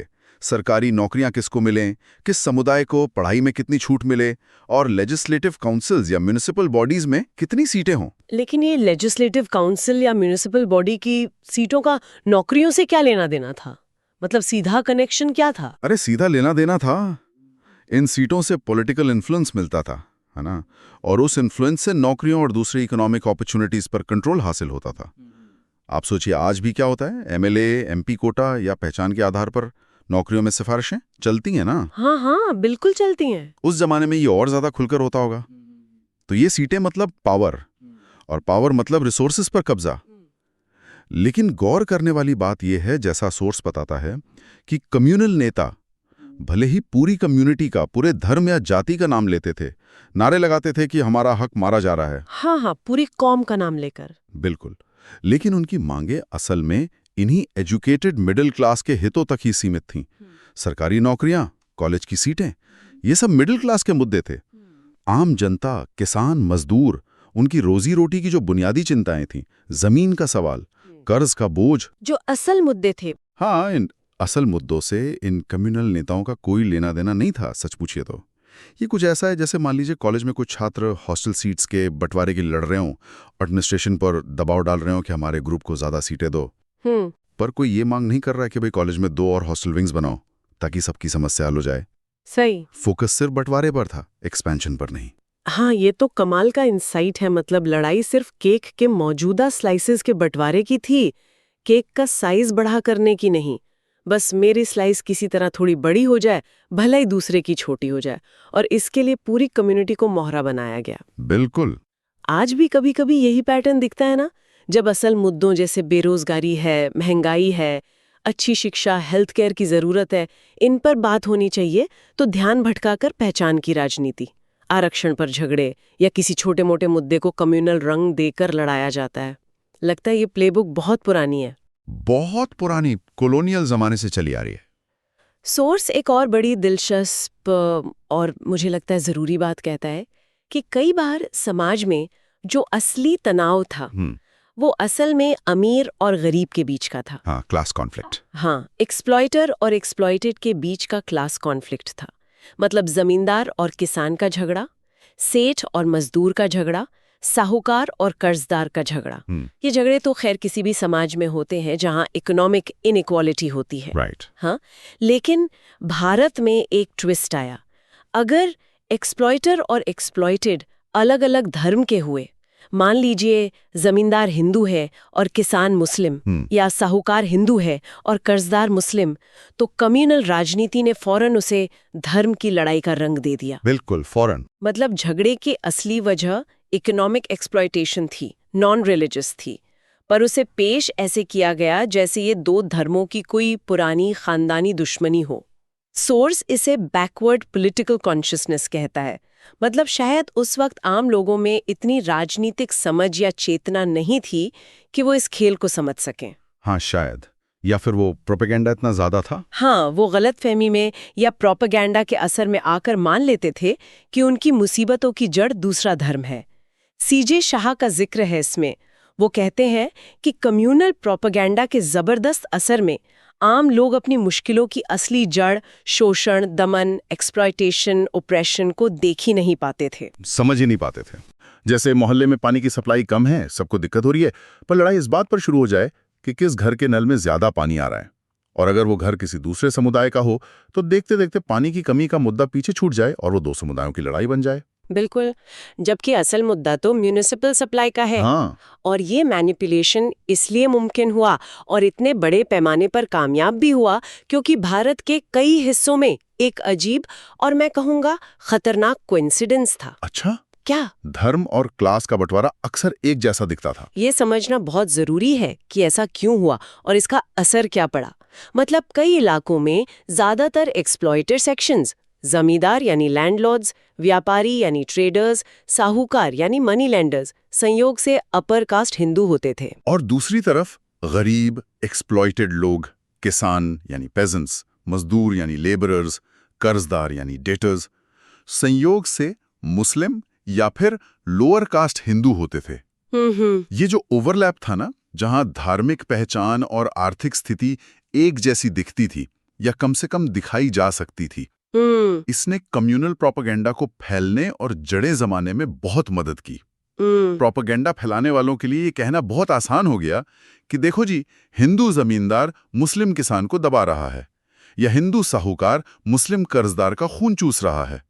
वो ये नहीं कहते थे कि जमींदार किसान को दबा रहा है या साहूकार कर्जदार को, नहीं, धर्म को बीच में ले आए। हाँ, वो उसे हिंदू बनाम मुस्लिम की लड़ाई बना देते थे, जबकि असलियत क्लास एक्सप्लॉयटेशन की थी, जो शायद किसी भी धर्म का एक्सप्लॉयटर करता। अच्छा, तो मतलब जमींदार इसलिए जुल्म नहीं कर रहा था कि वो हिंदू है, बल्कि इसलिए कि वो जमींदार है, उसका क्लास इंटरेस्ट है किसानों का शोषण करना। एग्जैक्टली, यही पॉइंट है। पर प्रोपेगेंडा ये कहता था कि देखो, हिंदू होने की वजह से जुल्म कर रहा है। ये तो बहुत खतरनाक घालमेल है। सोर्स में इसके उदाहरण भी दिए हैं, जैसे ईस्ट बंगाल, जो आज का बांग्लादेश है, और मालाबार, केरला का हिस्सा। वहां किराएदार यानी टेनेंट और जमींदार का झगड़ा। हाँ, बिल्कुल। ईस्ट बंगाल में ज्यादातर जमींदार हिंदू थे और किसान मुस्लिम। मालाबार में भी कुछ ऐसा ही पैटर्न था शायद। हाँ, वहां भी था। इसी तरह पंजाब में किसान कर्जदार जो अक्सर मुस्लिम या सिख जाट होते थे, और व्यापारी साहूकार जो अक्सर हिंदू खत्री या अरोड़ा होते थे, उनका झगड़ा था। इन सभी जगहों पर जो असल में आर्थिक शोषण और कर्ज के बोझ की लड़ाई थी, उसे कम्युनलिस्ट ने बड़ी चालाकी से हिंदू मुस्लिम की लड़ाई की तरह पेश किया। सोचिए, एक गरीब किसान जो कर्ज के बोझ तले दबा है, उसकी लड़ाई साहूकार के शोषण से है। लेकिन अगर किसान मुस्लिम है और साहूकार हिंदू, तो उसे कितनी आसानी से भड़का दिया गया होगा। हाँ, बहुत आसानी से। और पंजाब का उदाहरण तो इस मैनिपुलेशन को और भी साफ दिखाता है। सोर्स बताता है कि वहां बड़े मुस्लिम जमींदार भी थे जो खुद अपने ही मुस्लिम किसानों यानी टेनेंट्स का जबरदस्त शोषण करते थे। अच्छा, मुस्लिम जमींदार भी? हाँ, बिल्कुल। अब उन्हें डर था कि कहीं ये गरीब मुस्लिम किसान उनके खिलाफ ही ना उठ खड़े हों, क्लास वाली लड़ाई ना शुरू हो जाए। तो उन्होंने एक चालाकी की। उन्होंने इन किसानों का गुस्सा अपनी तरफ आने से रोकने के लिए उसे हिंदू व्यापारियों और साहूकारों की तरफ मोड़ दिया। अरे वाह! उन्होंने कम्युनलिज्म का इस्तेमाल किया, ये कहकर कि भाई तुम्हारी असली दुश्मन ये हिंदू बनिए हैं, हम नहीं। इस तरह उन्होंने मुस्लिम किसानों को धर्म के नाम पर गोलबंद करके हिंदू साहूकारों के खिलाफ खड़ा कर दिया, ताकि उनकी अपनी इकोनॉमिक और सोशल पोजीशन, उनका अपना जमींदारी शोषण, वो बचा रहे। कमाल है। दूसरी तरफ जो हिंदू व्यापारी और साहूकार थे, जो किसानों को कर्ज देकर या उनकी उपज सस्ते में खरीद कर पैसा कमा रहे थे, उन्होंने अपने क्लास इंटरेस्ट बचाने के लिए हिंदू खतरे में है का नारा लगाना शुरू कर दिया। ओहो! वो कहने लगे कि देखो जी, मुस्लिम किसान और जमींदार मिलकर हिंदू व्यापार को तबाह करना चाहते हैं। ओहो, दोनों तरफ से खेल चल रहा था। बिल्कुल। जबकि असलियत ये थी कि किसानों का शोषण हो रहा था और उनका अपनी मुक्ति के लिए संघर्ष तो होना ही था। वो एक्सप्लॉयटेशन के खिलाफ तो लड़ते ही। सवाल बस ये था कि उस संघर्ष को दिशा कौन सी मिलेगी, क्लास स्ट्रगल की, यानी अमीर गरीब की लड़ाई की, जिसमें हिंदू मुस्लिम गरीब किसान मिलकर हिंदू मुस्लिम अमीर जमींदारों साहूकारों से लड़ते, हाँ। या कम्युनल कॉन्फ्लिक्ट की, यानी हिंदू बनाम मुस्लिम की लड़ाई की, जिसमें गरीब भी गरीब से लड़ता, और यहाँ कम्युनलिस्ट और कॉलोनियल एडमिनिस्ट्रेटर्स दोनों का हित इसी में था कि लड़ाई कम्युनल हो। हाँ, अंग्रेजों का तो फायदा ही था इसमें। बिल्कुल। दोनों ने ही खेती से जुड़े एक्सप्लॉयटेशन के क्लास एस्पेक्ट को दबाया और कम्युनल एस्पेक्ट पे जोर दिया। उन्होंने कहा कि मुस्लिम किसानों और कर्जदारों का शोषण इसलिए हो रहा है क्योंकि वो मुस्लिम हैं, ना कि इसलिए कि वो किसान और कर्जदार हैं। ये एक बहुत सोची समझी, बहुत चालाकी भरी चाल थी एक्सप्लॉयटेशन के सिस्टम को बनाए रखने के लिए। बाप रे, ये तो बहुत ही चौंकाने वाली बात है। मतलब मुद्दा गरीबी और शोषण का था, पर उसे पहचान का, आइडेंटिटी का जामा पहना दिया गया। ये तो आज भी होता है जब लोगों की आर्थिक परेशानियों को किसी न किसी बहाने धर्म या जाति से जोड़ दिया जाता है। होता है, बिल्कुल होता है। अच्छा, सोर्स ये भी इशारा करता है कि कई बार झगड़ा असल में कम्युनल होता ही नहीं था, पर बाद में उसे वैसा रंग दे दिया जाता था। हाँ, बाद में। और रंग देने वाले कौन थे? ऑब्जर्वर यानी देखने वाले, ऑफिशियल यानी सरकारी अफसर, जर्नलिस्ट, पॉलिटिशियन और यहाँ तक कि हिस्टोरियन भी। हाँ, हिस्टोरियंस भी। ये जरूरी पॉइंट है। मतलब जो लोग घटना को रिपोर्ट कर रहे थे या बाद में उसका विश्लेषण कर रहे थे, वो अपने खुद के कॉन्शियस या अनकॉन्शियस नजरिए की वजह से अपने पूर्वाग्रहों के कारण घटना को कम्युनल एक्सप्लेनेशन दे देते थे। जैसे कहीं दो गुटों में जमीन के टुकड़े को लेकर या पानी के बंटवारे को लेकर झगड़ा हुआ, जिसमें इत्तेफाक से दोनों गुट अलग अलग धर्म के थे। हाँ, ऐसा तो हो ही सकता है। अब रिपोर्टर ने या सरकारी अफसर ने अपनी रिपोर्ट में उसे सीधे सीधे दो समुदायों का झगड़ा बता दिया, बिना उसकी असली वजह यानी जमीन या पानी के डिस्प्यूट की तह तक जाए। और एक बार ये ठप्पा लग गया तो फिर वो कम्युनल इंसिडेंट ही माना जाने लगा। हाँ, ये पोस्ट फैक्टो कम्युनल एक्सप्लेनेशन यानी घटना के बाद उसे कम्युनल रंग देना, ये बहुत खतरनाक होता है, क्योंकि ये इतिहास की हमारी समझ को ही बिगाड़ देता है। और ये जानना भी जरूरी है, जैसे सोर्स बताता है, कि खेती से जुड़े झगड़े हमेशा से कम्युनल नहीं थे। ये मानना कि हिंदू मुस्लिम किसान हमेशा लड़ते रहते थे, ये कम्युनल प्रोपेगेंडा का हिस्सा है। सच्चाई ये नहीं है। अच्छा, सच्चाई ये है कि 20वीं सदी में कम्युनलिज्म के उभार से पहले ज्यादातर एग्रेरियन कॉन्फ्लिक्ट्स यानी खेती किसानी से जुड़े झगड़े कम्युनल नहीं होते थे। इसका एक बड़ा उदाहरण 1873 के पबना दंगे हैं, जो बंगाल में हुए थे। हाँ, इसका जिक्र है। वहां हिंदू और मुस्लिम किसानों ने एकजुट होकर जमींदारों के खिलाफ लड़ाई लड़ी थी। वो धर्म के आधार पर बटे नहीं थे। उनका दुश्मन साझा था, एक्सप्लॉयटेटिव जमींदार। और सोर्स ये भी कहता है कि 1919 के बाद भी, जब आज़ादी की लड़ाई तेज हो रही थी और कम्युनल राजनीति भी जोर पकड़ रही थी, तब भी ज्यादातर किसान आंदोलन कम्युनलिज्म से दूर रहे। उन्होंने सेक्युलर रास्ता अपनाया। अच्छा, 1919 के बाद भी? हाँ, किसानों और मजदूरों ने बड़े शक्तिशाली सेक्युलर आंदोलन खड़े किए, जैसे अवध का किसान आंदोलन, बिहार का किसान आंदोलन, तेभागा आंदोलन, तेलंगाना आंदोलन। ये सब साम्राज्यवाद विरोधी यानी एंटी इंपीरियलिस्ट संघर्ष का अहम हिस्सा बने। और इन्होंने क्लास सॉलिडारिटी यानी वर्ग एकता पर जोर दिया, न कि धार्मिक बंटवारे पर। ये जानना बहुत जरूरी है कि हमेशा से ऐसा नहीं था कि सांझी लड़ाइयां भी लड़ी गईं। अच्छा, सोर्स एक और जरूरी पहेली सुलझाता है कि कुछ समुदायों का जो आर्थिक दबदबा था, जैसे बंगाल में हिंदू जमींदारों का या उत्तर भारत में हिंदू व्यापारियों साहूकारों का, वो उनके धर्म की वजह से नहीं था। बिल्कुल नहीं, बल्कि ये खास हिस्टोरिकल प्रोसेसेस का नतीजा था। जैसे सोर्स कहता है कि बंगाल में हिंदू जमींदारों का जमीन पर कंट्रोल इसलिए नहीं था कि वो हिंदू थे और ज्यादा काबिल थे, या मुस्लिम जमींदार नाकाबिल थे। ऐसा सोचना ही कम्युनल सोच है। एग्जैक्टली। यही तो कम्युनल नैरेटिव होता है कि देखो, फलां कौम तो पैदाइशी व्यापारी है, या फलां कौम तो जमीन चलाना जानती ही नहीं। ये सब बकवास है। सोर्स बंगाल का उदाहरण देकर समझाता है, वहां निचली जातियों और वर्गों में इस्लाम काफी फैला था, तो किसानों में मुस्लिम आबादी ज्यादा थी। लेकिन जमींदारी किसके हाथ में थी? 18वीं सदी की शुरुआत में मुर्शिद कुली खान बंगाल का नवाब बना। वो औरंगजेब का कट्टर अनुयायी माना जाता था, लेकिन उसने अपनी एडमिनिस्ट्रेटिव और रेवेन्यू पॉलिसीज ऐसी बनाई कि उनके चलते 75% से ज्यादा जमींदार और ज्यादातर तालुकदार यानी छोटे जमींदार हिंदू बन गए या हिंदू ही रहे। अरे, मतलब नवाब मुस्लिम था पर जमींदार ज्यादातर हिंदू थे। हाँ, फिर 1793 में अंग्रेजों का परमानेंट सेटलमेंट आया। इस कानून ने बंगाल की जमींदारी व्यवस्था को पूरी तरह बदल दिया। इसने पुराने जमींदार परिवारों, चाहे वो हिंदू हों या मुस्लिम हों, को बड़े पैमाने पर बेदखल कर दिया, क्योंकि वो अंग्रेजों को तय वक्त पर भारी भरकम लगान नहीं चुका पा रहे थे। अच्छा, वो फेल हो गए लगान देने में। फिर था ये इकोनॉमिक और एडमिनिस्ट्रेटिव पॉलिसीज का नतीजा था। सिस्टम बदला, पावर स्ट्रक्चर बदला, और जो उस बदलते सिस्टम में फिट हुआ, जिसके पास कैपिटल था, वो ऊपर आ गया, चाहे वो किसी भी धर्म का हो। अच्छा, मतलब सिस्टम बदला तो पावर स्ट्रक्चर भी बदला और उसमें जो फिट हुआ वो ऊपर आ गया। ये तो नॉर्थ इंडिया के हिंदू व्यापारियों और साहूकारों के दबदबे के बारे में भी सच होगा। उन्हें भी अक्सर कम्युनल नजरिए से देखा जाता है कि देखो ये बनिए कितने चालाक हैं, मुसलमानों को लूटते हैं। बिल्कुल, सोर्स यही बताता है। उत्तर भारत में हिंदू बैंकरों, व्यापारियों, साहूकारों का दबदबा कोई नई बात नहीं थी। ये मध्यकाल मिडिवल पीरियड से चला आ रहा था। मुगलों के जमाने से। हाँ, मुगल काल में भी व्यापार और फाइनेंस काफी हद तक हिंदू समुदायों के हाथ में था। ब्रिटिश राज में उनका ग्रामीण समाज पर जो दबदबा और ज्यादा बढ़ा, वो इसलिए नहीं कि वो हिंदू थे या अंग्रेजों ने कोई फेवर कर रहे थे, बल्कि इसलिए बढ़ा क्योंकि कॉलोनियल सिस्टम ऑफ एक्सप्लॉयटेशन में उनका इकोनॉमिक रोल बहुत इंपॉर्टेंट हो गया था। अंग्रेजों को दूर दराज के गांवों से लगान वसूलना था, व्यापार चलाना था, किसानों को जरूरत पड़ने पर कर्ज देना था ताकि वो खेती करते रहें और लगान चुकाते रहें। उनको इंटरमीडियरीज चाहिए थे। बिल्कुल, ये सारे काम करने के लिए उन्हें स्थानीय इंटरमीडियरीज की जरूरत थी, और ये भूमिका व्यापारी और साहूकार वर्ग निभा रहा था, जो इत्तेफाक से ज्यादातर हिंदू था। अंग्रेजों की लैंड रेवेन्यू पॉलिसीज, उनके legal system, commercialization of agriculture, इन सब ने साहूकार की महत्व को और बढ़ा दिया।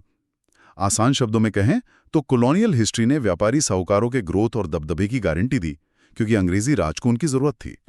और मिडिवल हिस्ट्री ने यह तय कर दिया था कि ये लोग ज्यादातर हिंदू होंगे। ये किसी धर्म की खासियत या कमी का नतीजा नहीं था, बल्कि हिस्ट्री और इकोनॉमी का एक कॉम्प्लेक्स इंटरप्ले था। इसे कम्युनल चश्मे से देखना इतिहास की बहुत सतही और मैं कहूँगा गलत समझ है। ये बात एकदम साफ हो गई।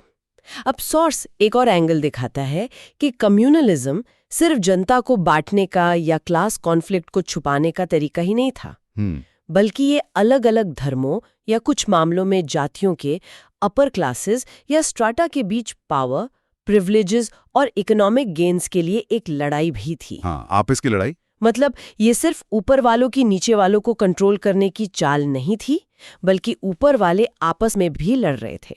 अमीर लोग, ताकतवर लोग आपस में सत्ता के लिए, जमीन के लिए, नौकरियों, ठेकों के लिए लड़ रहे थे।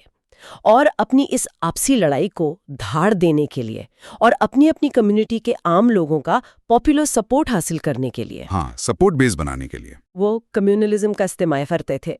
जैसे सॉस मिसाल देता है वेस्टर्न पंजाब की, जहां बड़े मुस्लिम जमींदार हिंदू साहूकारों के खिलाफ थे, जैसा हमने पहले डिस्कस किया। या ईस्ट बंगाल में मुस्लिम जोतेदार ये छोटे या मंझोले जमींदार होते थे जिनके पास अपनी जमीन होती थी और वो दूसरों से खेती करवाते थे, वो हिंदू जमींदारों के खिलाफ थे।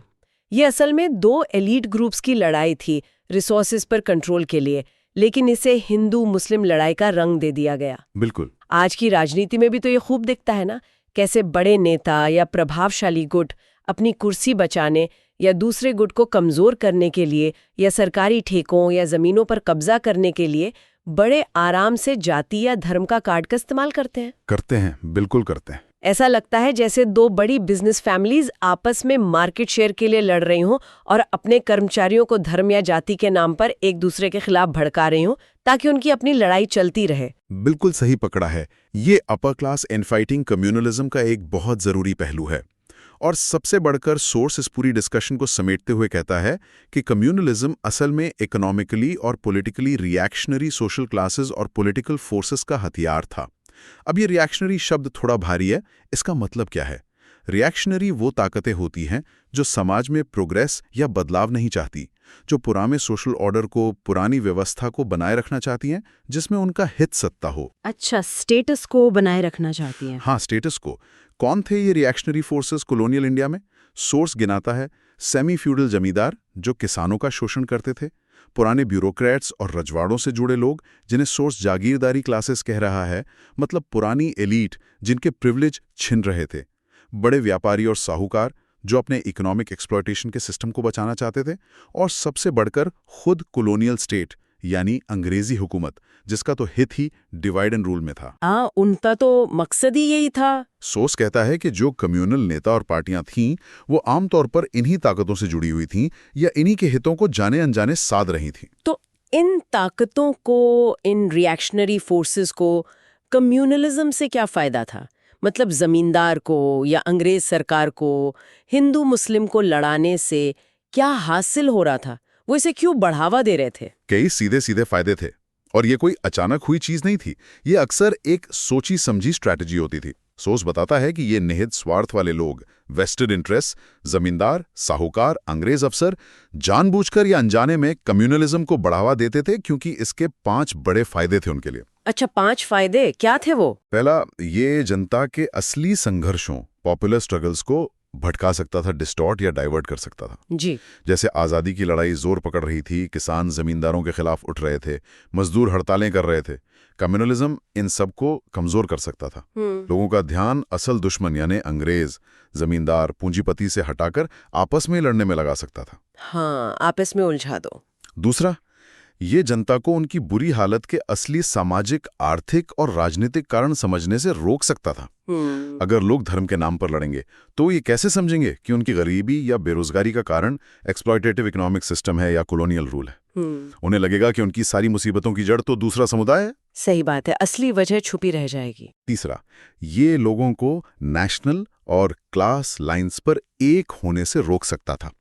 सोचिए, अगर सारे भारतीय हिंदू, मुस्लिम, सिख, ईसाई, दलित, सवर्ण, किसान, मजदूर एक होकर आज़ादी के लिए या अपने आर्थिक हकों के लिए लड़ते, तो अंग्रेजों और उनके पिट्ठू जमींदारों, साहूकारों का क्या होता?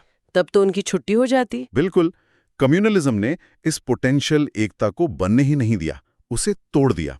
चौथा, ये जनता को उनके असली राष्ट्रीय यानी नेशनल और सोशो इकोनॉमिक हितों, मुद्दों और उनसे जुड़े मास मूवमेंट से दूर कर सकता था। लोग मस्जिदों के सामने बाजा बजाने या गाय काटने जैसे मुद्दों पे लड़ते रहते और देश की आज़ादी, जमीन का बंटवारा, मजदूरी बढ़ाने जैसे असल मुद्दे पीछे छूट जाते। ध्यान भटकाने का सबसे अच्छा तरीका। और पांचवा, ये अपर क्लासेस और कॉलोनियल रूलर्स को मिडिल क्लास के कुछ सेक्शंस के साथ हाथ मिलाने और उनकी राजनीति को अपने मकसद के लिए इस्तेमाल करने का मौका देता था। जैसा हमने शुरू में देखा, मिडिल क्लास नौकरियों और सीटों के लिए परेशान था। हाँ। रिएक्शनरी ताकतें और अंग्रेज सरकार उन्हें कम्युनल आधार पर कुछ छोटी मोटी रियायतें, कंसेशंस देकर या उनका डर दिखाकर अपने साथ मिला लेती थी और उनकी कम्युनल राजनीति को हवा देती थी। ये कुछ वैसा ही है जैसे आज भी बड़ी कंपनियां या राजनीतिक दल कभी कभी छोटे छोटे, दिखने में ग्रासरूट्स लगने वाले आंदोलनों को पीछे से फंड करते हैं, क्योंकि वो आंदोलन असल में उनके बड़े एजेंडे को सर्व कर रहे होते हैं। ये एक तरह का कॉप्शन था। तो ये थे कुछ अहम इकोनॉमिक एस्पेक्ट्स जिन्होंने कॉलोनियल दौर में कम्युनलिज्म की जमीन तैयार करने में मदद की। हमने देखा कि कैसे नौकरियों की कमी और सीमित अवसरों ने मिडिल क्लास के अंदर असुरक्षा और कंपटीशन पैदा किया, जिसे कम्युनल रंग दिया गया। कैसे जमीन और कर से जुड़े क्लास कॉन्फ्लिक्ट्स को बड़ी चालाकी से हिंदू मुस्लिम झगड़े का रूप दिया गया। कैसे कुछ समुदायों का आर्थिक दबदबा ऐतिहासिक और आर्थिक प्रक्रियाओं का नतीजा था, ना कि उनके धर्म का। और आखिर में कैसे जमींदारों, साहूकारों और खुद अंग्रेजी हुकूमत जैसी रिएक्शनरी ताकतों ने अपने निहित स्वार्थों के लिए कम्युनलिज्म को एक हथियार की तरह इस्तेमाल किया, ताकि जनता बढ़ जाए और उनके खिलाफ एक न हो सके। चलिए अब आगे बढ़ते हैं और इस मुद्दे के दूसरे पहलुओं पर गौर करते हैं। Okay, let's move our discussion forward. आज हम भारत में कम्युनलिज्म यानी ये जो सांप्रदायिकता है, इसकी जड़ों को थोड़ा और गहराई से समझने की कोशिश कर रहे हैं, खासतौर पे ये देखते हुए कि ब्रिटिश शासन की इसमें क्या भूमिका थी और हमारे अपने समाज के अंदरूनी हालात कैसे थे। ये सब हम उन सोर्सेस के आधार पर कर रहे हैं जो हमें मिले हैं। एक मुख्य बात जो सामने आती है वो है अंग्रेजों की डिवाइड एंड रूल की पॉलिसी। बिल्कुल, और ये समझना जरूरी है कि ये कोई सिंपल सा मामला नहीं था। कैसे बाहरी नीतियां जैसे अंग्रेजों की पॉलिसीज और देश के अंदर की सोशल और पॉलिटिकल कंडीशंस एक दूसरे से गुत्थम गुत्था थीं, एक दूसरे पर असर डाल रही थीं। हाँ, आज की चर्चा का मकसद है सांप्रदायिकता के बढ़ने के कैसे और क्यों को समझना। जो जानकारी हमें सोर्सेस से मिली है उसके आधार पर। इसमें सिर्फ अंग्रेजों को ब्लेम करना या सिर्फ अंदरूनी मसलों को देखना वो काफी नहीं है, पूरी पिक्चर देखनी होगी। सही बात है। तो पहली बात तो ये कि अंग्रेजों ने सिर्फ हालात का फायदा नहीं उठाया। ऐसा नहीं कि आग लगी थी और उन्होंने बस हवा दे दी। सोर्सेस साफ कहते हैं कि उन्होंने एक्टिव रूप से कम्युनलिज्म को बढ़ावा दिया, उसे फ्यूल किया। हाँ बिल्कुल। क्यों? जाहिर है अपना उल्लू सीधा करने के लिए। जो नेशनल मूवमेंट जोर पकड़ रहा था उसे कमजोर करना था।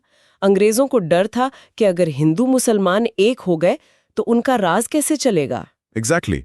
और ये उनके लिए एक बड़ा कन्वीनियंट बहाना भी बन गया भारत पर राज करते रहने का। वो कह सकते थे, देखो जी, हम तो यहाँ इसलिए हैं ताकि माइनॉरिटीज को मेजॉरिटी के दबदबे से बचा सकें। हाँ अगर हम चले गए तो ये लोग आपस में लड़ पड़ेंगे। कमाल की स्ट्रैटेजी है ना? हाँ, कमाल की स्ट्रैटेजी है। और सोचिए, ये फूट डालकर राज करने वाली बात, ये डिवाइड एंड रूल, क्या सिर्फ इतिहास की बात है? आज भी तो दिखती है। शायद बड़े पॉलिटिकल लेवल पे न सही तो ऑफिस पॉलिटिक्स में कौन किसके खिलाफ है, दो भाइयों में या सास बहू में दरार डालकर अपना फायदा निकालने वाले लोग होते ही हैं। हाँ, बिल्कुल। ये तो ह्यूमन नेचर का हिस्सा लगता है, जिसे अंग्रेजों ने नेशनल लेवल पर वेपनाइज कर दिया। और उनकी ये स्ट्रैटेजी सिर्फ हिंदू मुसलमान तक ही सीमित नहीं थी। ये बात सोर्सेज जोर देकर कहते हैं। अंग्रेजों ने हर तरह के बंटवारे को हवा दी।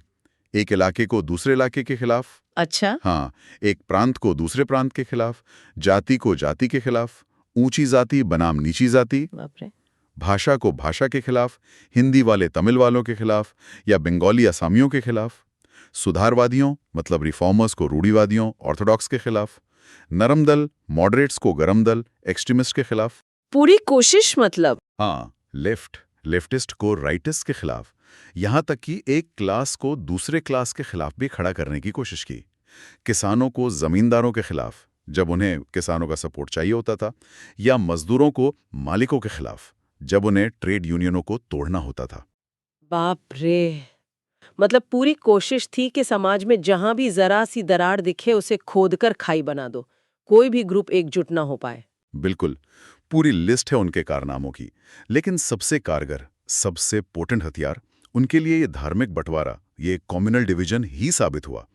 आखिर तक यही उनका सबसे बड़ा पॉलिटिकल और आइडियोलॉजिकल सहारा बना रहा। यहाँ सोचने वाली बात यह है कि ये धार्मिक बंटवारा इतना सफल क्यों हुआ बाकियों के मुकाबले। शायद इसलिए कि धर्म अक्सर हमारी पहचान, हमारी आइडेंटिटी से बहुत गहराई से जुड़ा होता है, एकदम कोर से। हाँ, ये बात तो है। ये वो चीज़ है जिसके लिए लोग अक्सर बहुत जज्बाती हो जाते हैं, मरने मारने पर उतारू हो जाते हैं। भाषा या इलाके से भी ज्यादा ताकतवर कनेक्शन कई बार धर्म का महसूस होता है लोगों को। हाँ, ये तो है। धर्म वाली पहचान शायद ज्यादा फंडामेंटल लगती है कई लोगों को। और एक दिलचस्प और थोड़ी चिंताजनक बात यह है कि इस कम्युनलिज्म के जरिए अंग्रेज हुकूमत अपनी पकड़ सिर्फ पारंपरिक एलिट्स जैसे जमींदारों या ऊंचे तबके, जागीरदारी क्लासेस तक ही सीमित नहीं रख पाई। वो समाज के उन हिस्सों तक भी पहुंच गई जैसे मजदूर, वर्कर्स, किसान, पेजेंट्स, शहरी मिडिल क्लास। अच्छा। हाँ, यहाँ तक कि कुछ हद तक पढ़े लिखे प्रोफेशनल्स और पूंजीपति वर्ग, बुर्जुआ तक भी, जिनके हित असल में तो अंग्रेजी राज के खिलाफ थे। इकोनॉमिक इंटरेस्ट तो कॉलोनियलिज्म के खिलाफ थे, पर कम्युनल आइडेंटिटी के नाम पर वो भी बट गए। ये कैसे हुआ? मतलब लोग अपने इकोनॉमिक इंटरेस्ट के खिलाफ जाकर भी आइडेंटिटी पॉलिटिक्स के साथ क्यों खड़े हो जाते हैं? ये तो बड़ा अजीब है। ये बड़ा कॉम्प्लेक्स सवाल है और सोर्सेस इसी तरफ इशारा करते हैं। कम्युनलिज्म एक चैनल बन गया जिसके जरिए मिडिल क्लास की पॉलिटिक्स, जो राष्ट्रवादी हो सकती थी, वो भी कॉलोनियलिज्म की सेवा में लग गई। उन्हें लगा कि शायद अपने समुदाय के हित साधना ज्यादा जरूरी है, भले ही उसके लिए अंग्रेजों का साथ देना पड़े। उन्हें यह भरोसा दिलाया गया कि उनका असली मुकाबला दूसरे समुदाय से है, अंग्रेजों से नहीं। आज के दौर में भी हम इसके कुछ उदाहरण देख सकते हैं ना, जहां लोग अपनी आर्थिक भलाई, बेरोजगारी, महंगाई जैसे मुद्दों से ज्यादा जरूरी अपनी समूह पहचान को मानते हैं। हाँ, बिल्कुल। चाहे वो धर्म हो, जाति हो या क्षेत्र हो, और उसी आधार पर वोट करते हैं या लड़ते हैं। हाँ, ये पैटर्न तो आज भी दिखता है। अच्छा, तो ये तो हुई बड़ी स्ट्रैटेजी, ओवरव्यू। पर उन्होंने जमीनी स्तर पर डे टू डे में क्या किया? चलिए इसे थोड़ा खोलकर समझते हैं। वो कौन से स्पेसिफिक तरीके थे जिनसे उन्होंने ये बंटवारा बढ़ाया? सोर्सेज कई कॉन्क्रीट तरीके बताते हैं और इनको देखकर लगता है कि ये सब कितना सिस्टमैटिक था। पहला, उन्होंने लगातार हिंदू, मुस्लिम और सिखों को अलग अलग सेल्फ कंटेन्ड कम्युनिटीज माना। अच्छा। जिनके बीच कुछ भी साझा नहीं है, जिनकी हिस्ट्री, कल्चर, इंटरेस्ट्स सब अलग और विरोधी हैं। वो कहते थे कि भारत कोई देश नहीं है या बनने वाला देश नहीं है, बल्कि ये अलग अलग एक दूसरे से कटे हुए और दुश्मन धर्म आधारित समुदायों, रिलीजन बेस्ड कम्युनिटीज का जमघट है। सोचिए, जैसे हर सरकारी फॉर्म पर, सेंसस में बार बार धर्म पूछ कर उसी पहचान को सबसे ऊपर रखा जा रहा हो, उसी को आपकी प्राइमरी आइडेंटिटी बना दिया जाए। लगातार ये ठप्पा लगाना कि आप पहले हिंदू या मुस्लिम हैं, बाद में भारतीय। ये सोच उन्होंने लगातार डाली ऑफिशियल डिस्कोर्स में, हिस्ट्री राइटिंग में, एडमिनिस्ट्रेशन में। मतलब कॉन्स्टेंटली रीइंफोर्स करना कि तुम अलग हो, तुम्हारा पड़ोसी अलग है, दिमाग में डाल देना। बिल्कुल। दूसरा, सरकारी मेहरबानी, पेट्रनेज जिसे कहते हैं, और पद वगैरह जानबूझकर सांप्रदायिक नेताओं कम्युनलिस्ट्स को दिए गए। जो लोग बंटवारे की बात कर रहे थे, जो अपने समुदाय के नेता बनकर उभर रहे थे, भले ही वो रिप्रेजेंट ना करते हों, उन्हें इनाम मिल रहा था, उन्हें ऑफिशियल फेवर मिल रहा था, लेजिस्लेटिव काउंसिल्स में सीटें मिल रही थीं। अच्छा। इससे साफ सिग्नल जाता था कि सरकार किस तरह की राजनीति को बढ़ावा दे रही है। अगर आप कम्युनल लाइन पर चलेंगे तो आपको फायदा होगा, नेशनलिस्ट लाइन पर चलेंगे तो आपको दबाया जाएगा। ये तो एकदम सीधी सी बात है कि जिसे आप रिवॉर्ड करोगे वो चीज बढ़ेगी। तीसरा, जो अखबार या लोग सांप्रदायिक बातें फैलाते थे, नफरत फैलाते थे या कम्युनल आंदोलन करते थे, उनके प्रति असाधारण नरमी, एक्स्ट्रॉर्डिनरी टॉलरेंस बरती गई। जैसे कोई भड़काऊ पर्चा बांट रहा है तो ठीक है, चलने दो। कोई नफरत भरी बातें लिख रहा है तो उस पर ज्यादा ध्यान नहीं दिया, उसे फ्रीडम ऑफ स्पीच का मामला बता दिया। ओह। पर राष्ट्रवादी अखबार पर जरा सी बात पर फौरन पाबंदी लग जाती थी, एडिटर जेल में। ये डबल स्टैंडर्ड्स थे। कुछ कुछ आज के सोशल मीडिया जैसा माहौल लगता है ना, जहां गलत जानकारी या भड़काऊ कंटेंट कई बार बेरोक टोक फैलता दिखता है, एल्गोरिथम्स उसे पुश करते हैं। हाँ बिल्कुल। जबकि शायद जरूरी बातों पर उतनी चर्चा नहीं होती है, उसे सेंसर कर दिया जाता है। हाँ, ये पैरेलल तो काफी स्ट्राइकिंग है। किसे प्लेटफॉर्म देना है और किसे नहीं, ये आज भी बड़ा सवाल है। चौथा, सांप्रदायिक मांगों, कम्युनल डिमांड्स को फौरन मान लिया जाता था। इससे उन संगठनों की पॉलिटिकल लेजिटिमेसी और लोगों के बीच उनकी पकड़ बढ़ी। उन्हें लगा कि हाँ, यही तरीका है अपनी बात मनवाने का। अच्छा। मिसाल के तौर पर सोर्स बताता है कि जहां कांग्रेस की मांगें 1885 से 1905 तक, यानी 20 साल तक लगातार नजरअंदाज की गई या टाली गईं। 20 साल? हाँ, वही मुस्लिम सांप्रदायिक नेताओं का एक छोटा सा ग्रुप जब 1906 में वायसरॉय से मिला तो उनकी मांगें लगभग फौरन मान ली गईं। ये कितनी बड़ी पॉलिटिकल स्टेटमेंट थी। 1932 का कम्युनल अवार्ड भी एक बड़ा उदाहरण है, जिसने कम्युनल डिमांड्स को और इंस्टीट्यूशनलाइज कर दिया। और वर्ल्ड वॉर 2 के दौरान वाली बात, वो क्या थी? हाँ, दूसरे विश्व युद्ध के दौरान तो मुस्लिम सांप्रदायिक नेताओं को एक तरह से वीटो पावर दे दी गई थी कि उनकी मर्जी के बिना भारत के कॉन्स्टिट्यूशनल फ्यूचर पर कोई फैसला नहीं होगा, कोई राजनीतिक प्रगति नहीं होगी। ये साफ संकेत था कि सरकार किसे अपना अलाय मान रही है और नेशनलिस्ट मूवमेंट को साइडलाइन करने के लिए किस हद तक जा सकती है। मतलब नेशनलिस्ट आवाज को दबाओ और कम्युनल आवाज को हवा दो, उसे लेवरेज दो। सीधी सी बात। प्रिसाइजली। पांचवा तरीका इसी से जुड़ा है।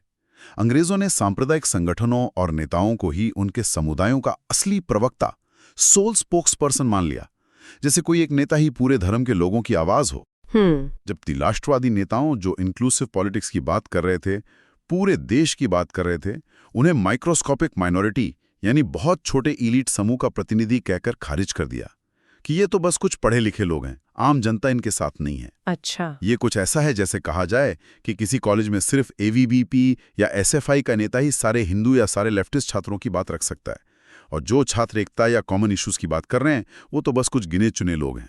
इससे कम्युनल नेताओं का कद जबरदस्ती बढ़ाया गया। ये तो रिप्रेजेंटेशन का पूरा खेल ही मैनिपुलेट करना हुआ। छठा और शायद सबसे खतरनाक कदम, पृथक निर्वाचक मंडल, सेपरेट इलेक्टोरेट्स, यानी ऐसी व्यवस्था जिसमें वोटर सिर्फ अपने धर्म के उम्मीदवार को ही वोट दे सकता था।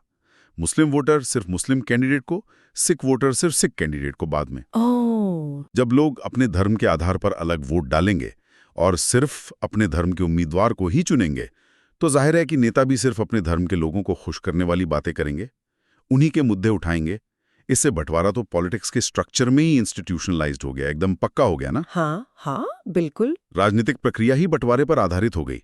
आप चुनाव जीतेंगे ही तब जब आप अपने समुदाय को दूसरे के खिलाफ भड़काएंगे या ज्यादा सुविधाएं दिलाने का वादा करेंगे। ये तो सिस्टम में ही जहर घोलने जैसा था, बहुत खतरनाक। बिल्कुल। और सातवां, सांप्रदायिकता के खिलाफ कुछ न करने की जानबूझकर अपनाई गई नीति, deliberate policy of non action, बल्कि उसे अनदेखा करने की नीति। सरकार ने नफरत फैलाने वाले भाषणों, लेखों, अफवाहों पर रोक लगाने के लिए जरूरी कदम नहीं उठाए, जबकि उनके पास पावर थी। जो विरलेंट कम्युनल आइडियाज फैल रहे थे, पैम्फलेट्स, लीफलेट्स, लिटरेचर के जरिए पब्लिक प्लेटफॉर्म से, उन पर कार्रवाई नहीं की। जो कम्युनल लाइन लेते थे उन्हें खिताब दिए गए, राय बहादुर, खान बहादुर जैसे। अच्छा, इनाम मतलब? हाँ, इनाम, ऊंचे पद, पोजीशंस ऑफ प्रॉफिट, मोटी तनख्वाहें, हाई सैलरीज दी गईं। मतलब साफ था, कम्युनलिज्म प्रॉफिटेबल था, नेशनलिज्म डेंजरस। और दंगों के वक्त जब हालात बिगड़ जाते थे, वायलेंस होता था, तब क्या होता था? प्रशासन का क्या रवैया रहता था? सोर्सेज के मुताबिक दंगों रायट्स के समय भी ब्रिटिश प्रशासन ज्यादातर निष्क्रिय, इनएक्टिव या गैर जिम्मेदार, इररिस्पॉन्सिबल रहता था। दंगे होने पर उन्हें उतनी सख्ती से नहीं कुचला जाता था जितनी सख्ती नेशनलिस्ट आंदोलनों या किसान विद्रोहों को कुचलने में दिखाई जाती थी। हाँ, ये फर्क तो साफ दिखता है। बल्कि कई बार तो पुलिस पर पक्षपात के भी आरोप लगे। नहीं सांप्रदायिक तनाव, कम्युनल टेंशन की स्थिति में वैसी प्रिवेंटिव तैयारी या रोकथाम के उपाय किए जाते थे, जैसे राष्ट्रवादी या दूसरे जन आंदोलनों, पॉपुलर प्रोटेस्ट मूवमेंट्स के समय होते थे, जहां जरा सी भनक लगने पर ही धरपकड़ शुरू हो जाती थी। यहाँ दिलचस्प बात यह है कि इन सब तरीकों में एक पैटर्न, एक व्यवस्था, एक सिस्टमैटिक नेचर दिखती है। ये सब अचानक या संयोग से नहीं हो रहा था।